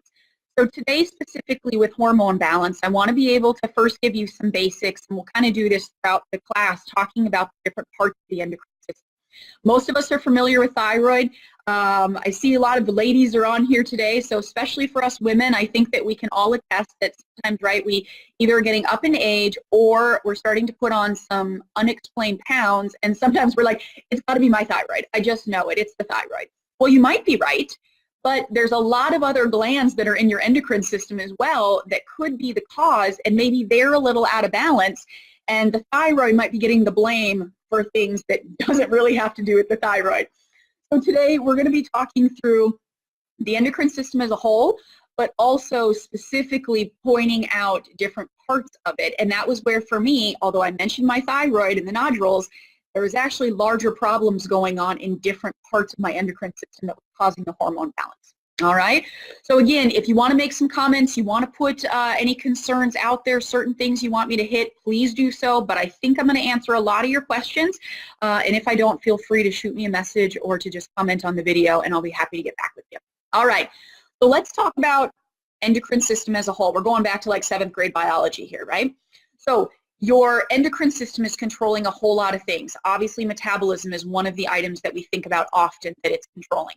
But also, the endocrine system and your metabolism has to do with your energy levels, has to do with cholesterol levels, your heart rate, your blood pressure, your sleep cycles. Like all of that stuff is really controlled by this particular system. So if you're thinking, yeah, you just mentioned a lot of the things that I'm struggling with, the first things that I'm going to talk about here with oils is just general support for the endocrine system. This would be like if you're dealing with a lot of those particular things that we just said, you might want to tackle or think about a couple of these particular oils that we're going to discuss. Now, with the oils, you can use them a few different ways, and I'm going to be discussing and giving you examples on how to use them. You're going to see behind my shoulder, over here, sorry, I'm like opposite of you. Behind me over here is a diffuser. This is one way that you can use the oils. I put a few drops in water and then it's diffusing and I'm breathing that in. So that's one option to use. Also, another option is that you can take the oils and apply them topically to the skin. Rub them in the particular areas that you're having concern, and we'll talk more about where those areas are as we go through the video. But second is topically to apply it. The third, and this is very important, about quality in the brand that you're using. I use doTERRA. By far is the best of the quality that I have ever used and found. I would challenge you that, yes, you can go find them over at Whole Foods, Sprouts, even Walmart, but be an educated consumer. I tell everyone this. Please turn the bottle over. Please read what does it say. Most essential oils will say for aromatherapy use only. That means do not put this stuff inside of your body. I wouldn't even touch it to my skin because there are carrier oils or other things that are in it besides just the pure oil. So that's why today, like I said, I am talking specifically about doTERRA oils, and when I'm sharing with you how to be able to use them, these are definitely of the grade to be able to ingest the oils as well, which is the third way that we're going to talk about using them, okay? Gets it into your bloodstream quickly and gets it working throughout the body, all right? So for general support, when we're talking about the endocrine system, the first one that I use every day, did it this morning already, got my routine in, and that is my clary sage. Now, I love this one. You're going to hear me mention it often because when it comes to hormone balance, this is like kind of queen, shall we say, of the oil that I would be using to be able to balance hormones. Now, I know I've directed a couple things to women specifically, but even about our gentlemen, and we'll be talking about that as well later, is hormone balance is not just a problem for us ladies. This is also something that affects the men, and my husband actually uses the clary sage as a part of his regular routine every single morning as well. Now, you can just be able to apply this one. We do it on our ankles. Now you might think that sounds kind of strange. We're getting weird already. No. If you are familiar with reflexology, points on your feet are a great way to be able to get the oils into your system and absorb quickly. The clary sage especially is not just good for whole endocrine balance, but also specifically for, like for me, and we'll talk more about my story, but is one of my tumors was found in my ovaries. And so we wanted to make sure that the hormone balance was staying proper. So that's where I say on the ankles. My husband does the same thing for him. This is also great where I'll put it in the bathtub, a couple drops, and take in warm bath, and it is excellent to be able to get absorbed by the body quickly. Okay. Otherwise, you can also just apply it straight to the chest or to the abdomen, and those would be great options for you to be able to use this one. If you say, I either don't have clary sage or maybe don't like the smell of it, a couple other options that are good ones to be able to use for the support for your endocrine system is the clove oil and also ylang ylang oil, okay? Excellent ones to be able to use to help support. So you have a couple options. We do use the ylang ylang quite often as well, but our go-to, like I said, is the clary sage oil that we use. Really, really great to be able to take a look at. All right, now here comes the biology lesson for you. So endocrine system, you have this gland called the pituitary gland, right? Is this bringing back memories of middle school, high school biology class? The pituitary gland is kind of like the boss of your endocrine system, and it really is directing and telling the thyroid, the adrenal glands, our reproductive organs, what to be able to do, how much of the hormones to be able to produce. So, right, just like with any other situation, if the leader isn't strong, the followers, so to say, are not going to know what to do. So the pituitary gland does not get a lot of love. It doesn't get talked about a lot. But we have to make sure that it's staying strong. I call it the hub because it's really like the messenger that's telling everybody else what to be able to do. So a couple of the things that we want to make sure to keep the pituitary very strong, and I do this every single day, and that's my frankincense oil. Taking frankincense, now I do it 2 drops underneath my tongue morning and nighttime, all right? It's right into my bloodstream, and here's the question everybody's asking, what does it taste like? Is it gross? Is it good? Well, I got used to it because I wouldn't say it's gross, it's just different. And so I just kept thinking mind over matter. If this means that I'm gonna get healthy, then I am going to take this stuff, and that's what I needed to do. So I still continue to 2 drops under the tongue morning and nighttime. Now, for those of you who are like, I can't do this one, I don't like the taste of it, there's other options that you can do. You can just be able to apply the frankincense oil here to the neck, or you could put the oil into a veggie cap and just be able to swallow it, and then you won't need to taste the oil at all. But when we're talking about support for the body, frankincense is amazing. There have been numerous studies that have shown that we have a membrane around our brain, and frankincense is able to permeate through the membrane of the brain. So that's why to get to that pituitary gland, to be able to get to the neurological things that are going on, frankincense is really a great oil to be able to get right in there and make that happen. So this one right here, you've probably heard it if you're familiar with oils at all. They say, when in doubt, use frank. Well, this is a very important thing when you are wanting to support your hormones, particularly the pituitary gland and just overall cellular health. The frankincense is your go-to oil for it, okay? Like I said, I use 2 drops morning and nighttime to be able to keep that healthy balance that's going on. Now, if you go, wait, I either don't have frank, it's not my favorite, there is another one that does work well, and that's sandalwood. Again, great option. You could use it in the same ways that you were wanting to. And the other way that you can be able to get the benefit of both of these 2 oils is by diffusing, like we talked about. You could be able to put it right into the diffuser, be able to breathe that in and get in the benefits from these particular oils and really help out with the balance, all right, and helping. So hopefully you're walking away understanding a little bit who's the leader of the pack, so to say, and that's the pituitary gland, all right? So that guy needs some love. All right, make sure that you're taking care of him, and then that way he's able to tell the other glands how much to produce and what to be able to do. All right, now the next one is your thyroid, and this is the one that most of us are familiar with. Like I said, we want to blame it on the thyroid, why we're gaining some weight, why we're having a problem. I always tell my mother, thanks for the good genes, right? Because a lot of it's hereditary as far as if you have dysfunction or not, a sluggish thyroid, stuff like that. But it's not just metabolism that the thyroid regulates. And so I wanted to just mention a couple things. I've got some notes here that I've made. So obviously it's going to be able to affect and help regulate metabolism. But other things that your thyroid is helping you with is regulating your blood pressure, your body temperature, your energy levels, and also your heart rate, okay? And then cholesterol gets involved there as well. Now, for some of you, you've mentioned to me that you are on a thyroid medication right now, maybe for hypo or for hyperthyroid. And so many times if you're on some kind of thyroid medication, you have elevated cholesterol levels because, again, if one part of it isn't functioning, you're trying to give it a jolt a different way, there are other effects and side effects that can happen in the body. So a couple things that I want to talk about. General support for the thyroid, making sure that it's functioning well. One particular oil that's great for them is the myrrh oil. All right. Now, you've heard me say frankincense. You've heard me say myrrh. Are these sounding familiar in any ways, right? Myrrh is an excellent one to be able to apply. You can put it just right here on the neck to be able to support for it. Or again, this is one that you could take internally if you'd like to. I personally just take a drop of it and I actually mix it. And we're going to talk here about the lemongrass and the peppermint. And I will just apply it directly to the thyroid area here on my neck. Okay, but just good general health and support for the thyroid.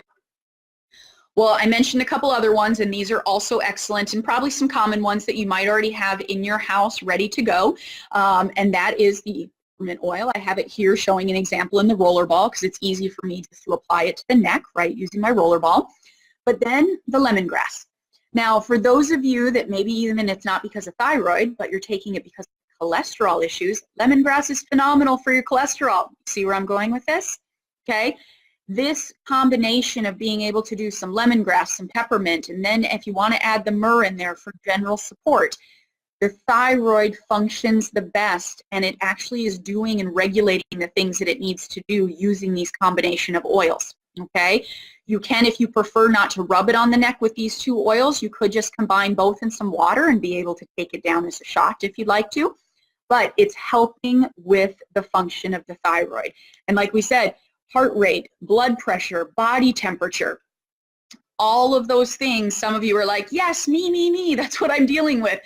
This may really help you to understand, kind of where your body is at and how to be able to regulate it, but using natural options to do so, okay? Guys, keep going. I just want to remind, if you have more questions, I'm trying to answer as many of them as I can as you're kind of throwing some different things out there. And hopefully some of the notes that I've made are going to answer a lot of your questions. But if you have particular things, do not hesitate to ask those questions as we go through, okay? Just phenomenal. All right.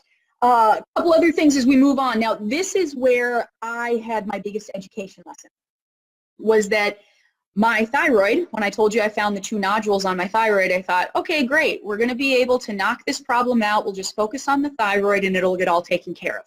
Well, the education continues. I had no idea that the thyroid is now the boss of the adrenals.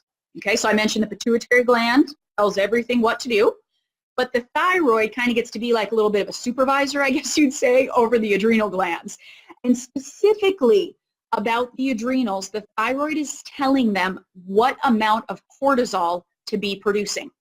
Now, if any of you are familiar with cortisol, cortisol tends to be the area, like it's a hormone that gets produced, right? And it tends to, where we see the effects of it, is that it's the belly fat that tends to sit on us. Your adrenals, fight or flight, maybe you've heard of that, right? Where your body, the adrenals will produce that hormone, kind of for adrenaline, adrenal, right? Well, my thyroid, because of the nodules growing there, basically it was telling my adrenals to always be producing cortisol. Well, if you're having an overproduction of cortisol, you're having an overproduction of the fat that will start accumulating, which, ding, ding, ding, was a big reason for all of that unexplained weight gain that was happening in my body. And I usually carried my weight more in my hips and my thighs. And all of a sudden, when this crazy health scare happened, I was getting like a huge inner tube going around my belly. And now it all makes sense of what in the world was going on. My adrenals were in overload. They just kept producing. They didn't know that there was an off switch that should have been turned off.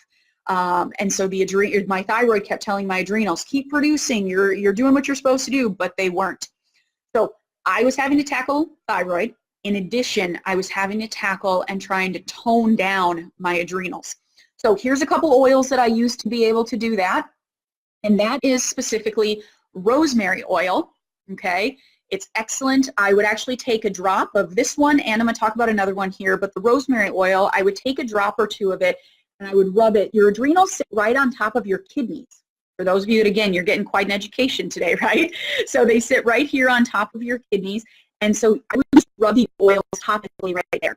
Now, in addition, I love the smell of the rosemary, and the elevation oil is the other one. And so wanted to be able to get more benefit from it. And so I also would diffuse this. Now, the elevation is a blend of the oils that doTERRA has specifically put together, but it has things in it such as lemon and rosemary, so you're kind of getting a compilation, plus it smells phenomenal. I would also sometimes wear elevation as my perfume, so again, I could keep smelling in the aroma if I wasn't right close to a diffuser so that I could get that benefit from it, okay? Meredith, yes, you're asking, do I have everything written down? I do. I have a full protocol, and I'll be happy to attach it to the comments once I'm finished with today's video, so that the way you guys can refer to it anytime you want to, or ask any additional questions that you might have. It took me a while to kind of play around and figure out what's going on, but you're exactly right. I think that there's a lot more of us that are experiencing some of these symptoms than maybe we either want to talk about, or we don't know that it's really a symptom, like there's something wrong. For me in the beginning, I was just tired, and I thought, oh, I just need more sleep. Well, it's not always about just needing more sleep. There could be something that's actually wrong. So I definitely will add that to the video when I'm finished here. So adrenals, like I said, the rosemary and the elevation oil were the two that I used and have been able to bring those into proper balance as far as production of cortisol goes. All right? So another thing that was one of my side effects, which, like I said, this whole system all works together. If one piece is off, the whole thing gets broken in what's going on. So the pineal gland, which people pronounce it all different ways. I've heard it P-I-N-E-A-L, okay? It is the gland that tells your brain and really regulates sleep cycles. Well, I was dealing with insomnia. I'd fall asleep like that. I was exhausted all the time, but could I stay asleep? No. I would wake up about every hour and a half, 2 hours, then it would take me about 2 hours to fall back asleep, and it wasn't very restful sleep that was happening by any means. So part of that endocrine system and the hormone balance that goes on, that particular gland is responsible for the cycle of sleep. So some of you might be in the same boat that I was, where you're like, I fall asleep real fast, but I just can't stay asleep. Or you wake up and you still feel exhausted, like you haven't rested fully. Well, that particular gland, we're going back to two oils that I already talked about for the pituitary, so I love it when we can double duty things, right?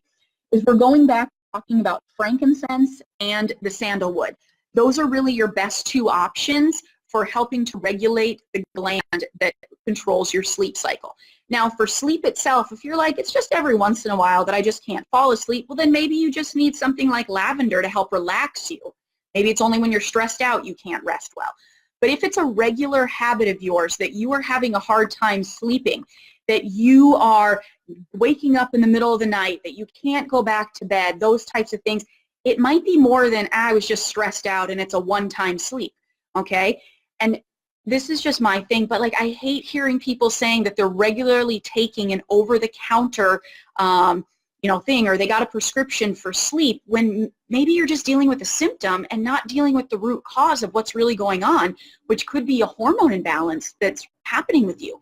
So the frankincense, again, I told you I take it 2 drops under the tongue morning and nighttime, but it's an excellent way, get it in your bloodstream, and that's why I take it at nighttime, not just in the morning, is because this is helping to regulate my sleep cycles, okay?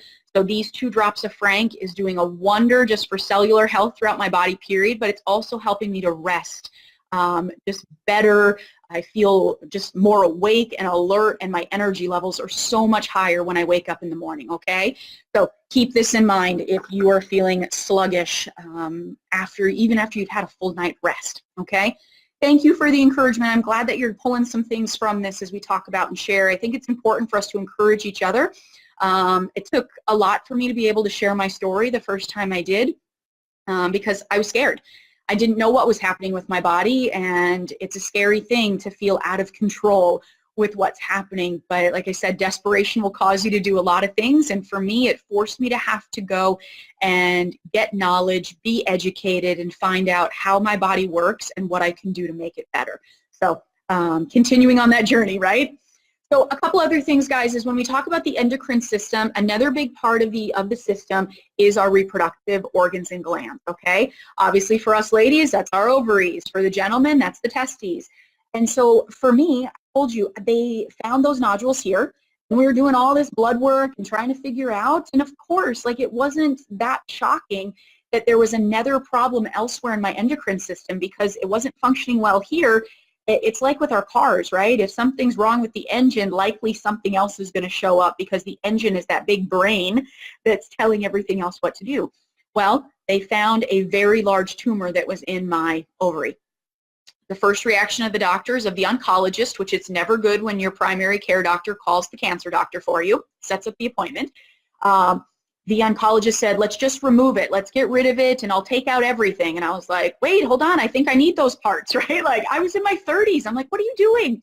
So I told her, let's hit the brakes for a minute, and I want to continue to see what is going on. Now, don't get me wrong. I take the advice of my doctors. I listen to them, but I'm also asking them, can we try some natural alternatives first before we go to this other extreme, unless they tell me we have no other choice but to? Well, the oncologist said, sure, let's try some things, okay? So with the ovaries, specifically, we're talking obviously for us ladies first. We're going back to rosemary oil, right? You see how a lot of these oils, they all connect. So I mentioned rosemary for my adrenals, but it's fabulous for regulating my ovaries, making sure that the amount of estrogen is regulated, okay? So my rosemary, I told you, I'm rubbing it over the top here of the adrenals, but then I love to diffuse it, and I like to get that in, okay? Be able to breathe that and take that in. Rosemary also has many other things that it helps with. It helps if you have lower blood pressure, which I do, and so I use it for numerous things, so lots of different benefits. But when we talk about those ovaries, excellent. Now, we also talked about clary sage in the beginning. This is an excellent one to be able, you can apply it directly, topically, to the ovaries, okay? Just rub it right over the lower abdomen, right over where your ovaries are to help to regulate and balance out. And then we also have a particular blend that's put together for women, and that doTERRA does. And so it's got clary sage in it, but then I always like to read it to you just to make sure. Got lavender in it, which is very calming. It has bergamot in it. It has the chamomile, ylang ylang that we talked about. It has geranium, cedarwood, fennel. And so this was a blend that was made specifically for women. Now, if, you know, maybe time of the month for you, you get some symptoms that you're like, oh, this is uncontrollable. And that's obviously like there's some hormone imbalancings that's going on during that time. Your body's supposed to be when it's following its cycle, right? This stuff is excellent. I carry it with me in my purse, rub it over the top, again, my lower abdomen, and it really helps with a lot of the symptoms that I'm dealing with. In addition, when I was talking about the clary sage, I mentioned in the beginning of the video, putting a couple drops in the bathtub. It's like the most calming thing, and it helps just to be able to get it absorbed by the body. So helping to regulate the estrogen levels, the hormone levels that are going on and working with the ovaries. All right? I also mentioned to you that I apply the clary sage to my right ankle on the outside, okay? Now, I'm going to pull something up here really quick. You could go and Google it and be able to get this pulled up. I pull it from an app called Modern Essentials, and this is an example of a reflexology, okay? Maybe you can, let me see if I can get it. There you go. All right. No, this will tell you where to be able to apply oils for certain parts of your body. It's excellent, okay? Think of your body like your big toe is your head and your heel as your like back end, the bottom of your spine. And so your organs kind of line up on the bottom of the foot. But for our reproductive organs, here's where I put it for my ovaries, is right over here on the right ankle. Now for my husband, when he's applying the same clary sage, he's putting on his left ankle for his testes. All right? So this is a great resource for you, again, called Modern Essentials. It's just an app. I use it all the time. It's a great resource for me if I need to remind myself on something. Keep that one in mind, okay? So that's having to do with our hormone levels, specifically with the reproductive. okay? So I know we just did like a crash course in biology, in the endocrine system. We've got the pituitary, we've got the thyroid, we've got the adrenals, right? So we've got a lot of different areas that we're needing to work and balance on. So don't give your thyroid all of the bad name for being the one that's misbehaving, okay? It could actually be a few different things that are going on that you need to be able to really take a look at. And that's why, for me, like I mentioned, frankincense is so very important. The last oil that I want to talk about for general things is called Zendocrine. Now, this is a detoxer. I think that we could all, testify to the fact that we've probably done a detox at some point. We do them why? To kind of be able to cleanse our body, help make it feel better, hopefully make it work a little bit better. And the Zendocrine was designed to be a detoxer that's all natural. Now, I want to read to you again, like, what is in this. This has the rosemary that we've talked about. It has geranium, which has been one that I've mentioned, right? That's in the other blend. Juniper berry, cilantro. It helps with detoxing, specifically like just throughout the organs, to be able to pull if there's something that's causing the body to be sluggish. This will really help. Now, I gotta be honest, I don't like the taste of this stuff. Okay, yuck. Geranium doesn't do it for me. So they make it in a soft gel, and my husband and I take one of these every single day. This is just our regular detox that we use to be able to work in the body, okay? Maybe you might love the taste of Zendocrine. Not my friend. So soft gels all the way. Okay, now here's the final things that we'll probably spend about 5-10 minutes max on, okay? Is that the other things that most of us think about, maybe you thought so too when you saw hormone balance, she's going to tell me how to lose weight, right? Because we think hormones, everything has to just be with weight. Now, it is a big part of it, because if the body isn't functioning right, it either holds on to weight, it's not functioning properly, and we have some issues going on. So I wanted to take a couple minutes to talk through some of the oils that can help you specifically with your metabolism, okay? The oils we talked about here help the glands to be able to function at the top level that they are supposed to. But if you are using these and you're like, Stacey, I'm doing everything possible to get my glands to be working, but I still feel a little like metabolism is still a little bit slower. Again, some of it's hereditary. It's genetics. Thanks, Mom. You know, like this is what happens. And so you might need a little extra for the metabolism. Now, on a side note, I brought this picture up because I wanted to be able to show you guys this particular picture because I don't know all of you. And I hope that you're going to pass this video on and help somebody else that might be dealing with some of these same issues. It's hard to see, but this is my husband and I, the one right here, right? This is us 15 months ago, and this is us now. Between the two of us, we have been able to take off over 250 pounds. I guess it was an unfair advantage since I piled on all that extra weight. I had a lot to let go of. But we have put together, like we said, a protocol that has really worked for us. Now, the oils are a part of it. I will also include in my protocol what my husband and I are choosing to eat and focus on from that standpoint. We are not doing keto. No offense to any of you that are, but that's like the big craze, but that is not what we're doing. Lots of whole foods. But I wanted to highlight that the metabolism is a byproduct of a healthy endocrine system, okay? The weight and you feeling good, you're going to have more energy to be more active. It's all a cycle, right? And if that cycle breaks in any way, that's when we tend to have the problems that are going on, all right? Now, I do just want to say to some of you as we talk about the metabolism side of things, you could use all the oils that you want to, but if you're still eating bags of Cheetos and pizzas and all that kind of stuff, you can't turn around and say, oh, the oils didn't work, help me lose weight. Nothing's going to help you lose weight if that's what you're choosing to give as fuel to your body, right? The body requires good fuel, and the oils are helping. They're being a good asset and complement to the foods that you are giving your body. So on that note, let's talk about a couple of these that we use on a regular basis. I have my water bottle that's with me like all the time. Okay, actually, let me sip.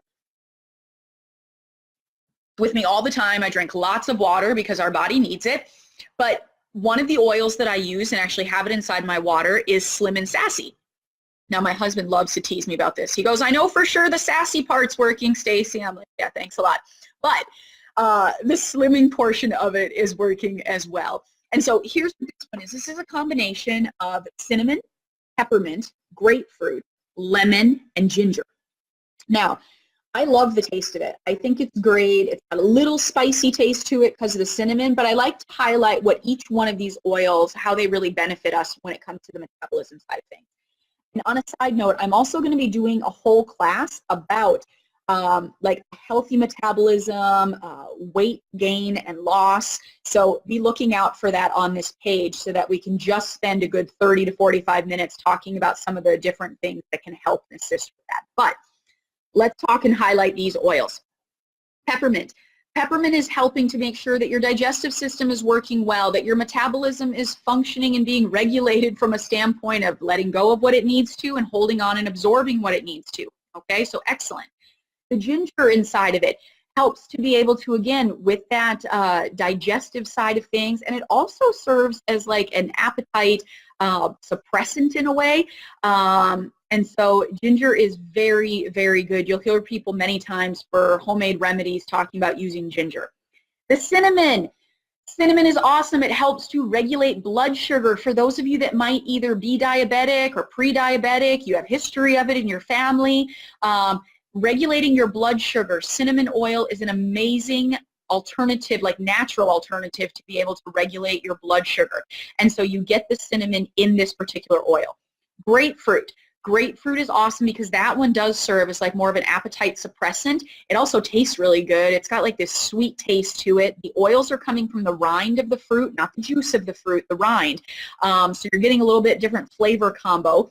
And then also the lemon that's in there. We know that serves as like a natural detox for the body, plus it tastes good.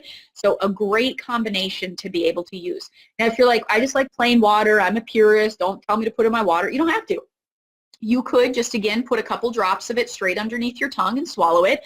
You could also just apply it straight to the abdomen if you would like to. Or if, again, you're like, I don't want to taste anything, I just want to swallow a couple things, they do make the Slim and Sassy oil in a soft gel, which is awesome. You can pop a couple of them, and it'll help keep the metabolic rate strong. Okay? So, excellent. Now, the last thing that I'm going to talk about, and these are some newer oils that doTERRA has come out with that are very strong for helping to regulate metabolism. I do a combo of this every day. And so these are 4 oils. I've already mentioned one of them. The first one in my combo is the frankincense, right? So we mentioned frank. Then the next one that I have, I'm sorry, I'm going to reach down here. Yeah, there we go. Okay, I'm back. The next one that I put in my mix is pink pepper. Now, pink pepper is great because it helps to be able to support your metabolism. Some of you may have heard, like, add lots of pepper to your food, it races your metabolism. Well, this is in the family, right? This is the oils coming from it, and the pink pepper really helps to be able to support a healthy metabolism. Another oil that's been a newer one recently is turmeric. This one has been like a superfood that people have been talking about. So this may benefit you in numerous ways. I know we're talking specifically about hormone balance and metabolism here, which it's excellent for supporting a healthy metabolism, okay? So that's the main reason why I use it in this particular blend that I make. But if you are dealing with inflammation, it's also really good for collagen. So the inflammation, helping with just mindset, depression, stuff like that. Very, very good. We just recently went to a doctor over some joint pain that my husband was having, and the doctor says, I could do a lot of different medications, but the truth is, keep taking your turmeric. Maybe just up the amount that you're taking and do it that way. So we're like, perfect. We'll just continue with our natural remedies because of the fact that it is so good to be able to help with inflammation as well. So see, you're getting double duty. I'm doing stuff that's good for my metabolism, but it's also great for helping out my joints and inflammation I'm having from my body. The last one that I like to use, this is a brand new one called Yarrow Palm. It's a mixture of the yarrow and pomegranate. Fabulous, again, when we talk about the metabolism of what's going on. So the joke is they call this one the skinny pants blend, right? So I was like, wait, you caught my attention at skinny pants. But then I started to do the research on what all 4 of these oils do. I already knew frankincense, but taking a look at the others. So I will actually put all 4 of these oils into a veggie cap. And so I just drop a couple drops of each into this little veggie cap right here, and then I swallow. And that's kind of like my metabolism kick in the pants. Most of the time I take it daily. I'm pretty good about doing it daily, but I started taking it when I was feeling kind of hit a stall. I had been doing really well with my exercise routine, my food, all that kind of stuff. And, you know, sometimes your body just says, hold on, hit the brakes. Like, I need a break. What are you doing to me? And so I added this routine of doing that particular blend, and it has helped tremendously. My energy levels even more so went up. Guys, I just wanted to be able to highlight and talk through, let's get some things out and talk about issues that maybe some of us are dealing with, that you're not alone, first of all. We tend to isolate ourselves when we think that we're dealing with something that nobody else is, and so you're not alone. This is a struggle that a lot of us are dealing with, and I think it's important that we start talking about this. Something why I wanted to do this class is that there are alternatives for you, maybe compared to just the medications or the frustration that you're finding from going to the doctor. Now, please hear me. Go see your doctors. Please listen to them. Please have good conversations with your doctors on what your health protocol needs to be. But one of the things that I learned during this journey is that I have to be my own health advocate. One of my doctors was very honest. She said, Stacey, I was trained in a certain kind of medicine when I went to medical school. I don't know everything about all these natural ways. I don't know everything about oils and herbs and all this stuff. So they're like, go learn, go teach, you know, teach me.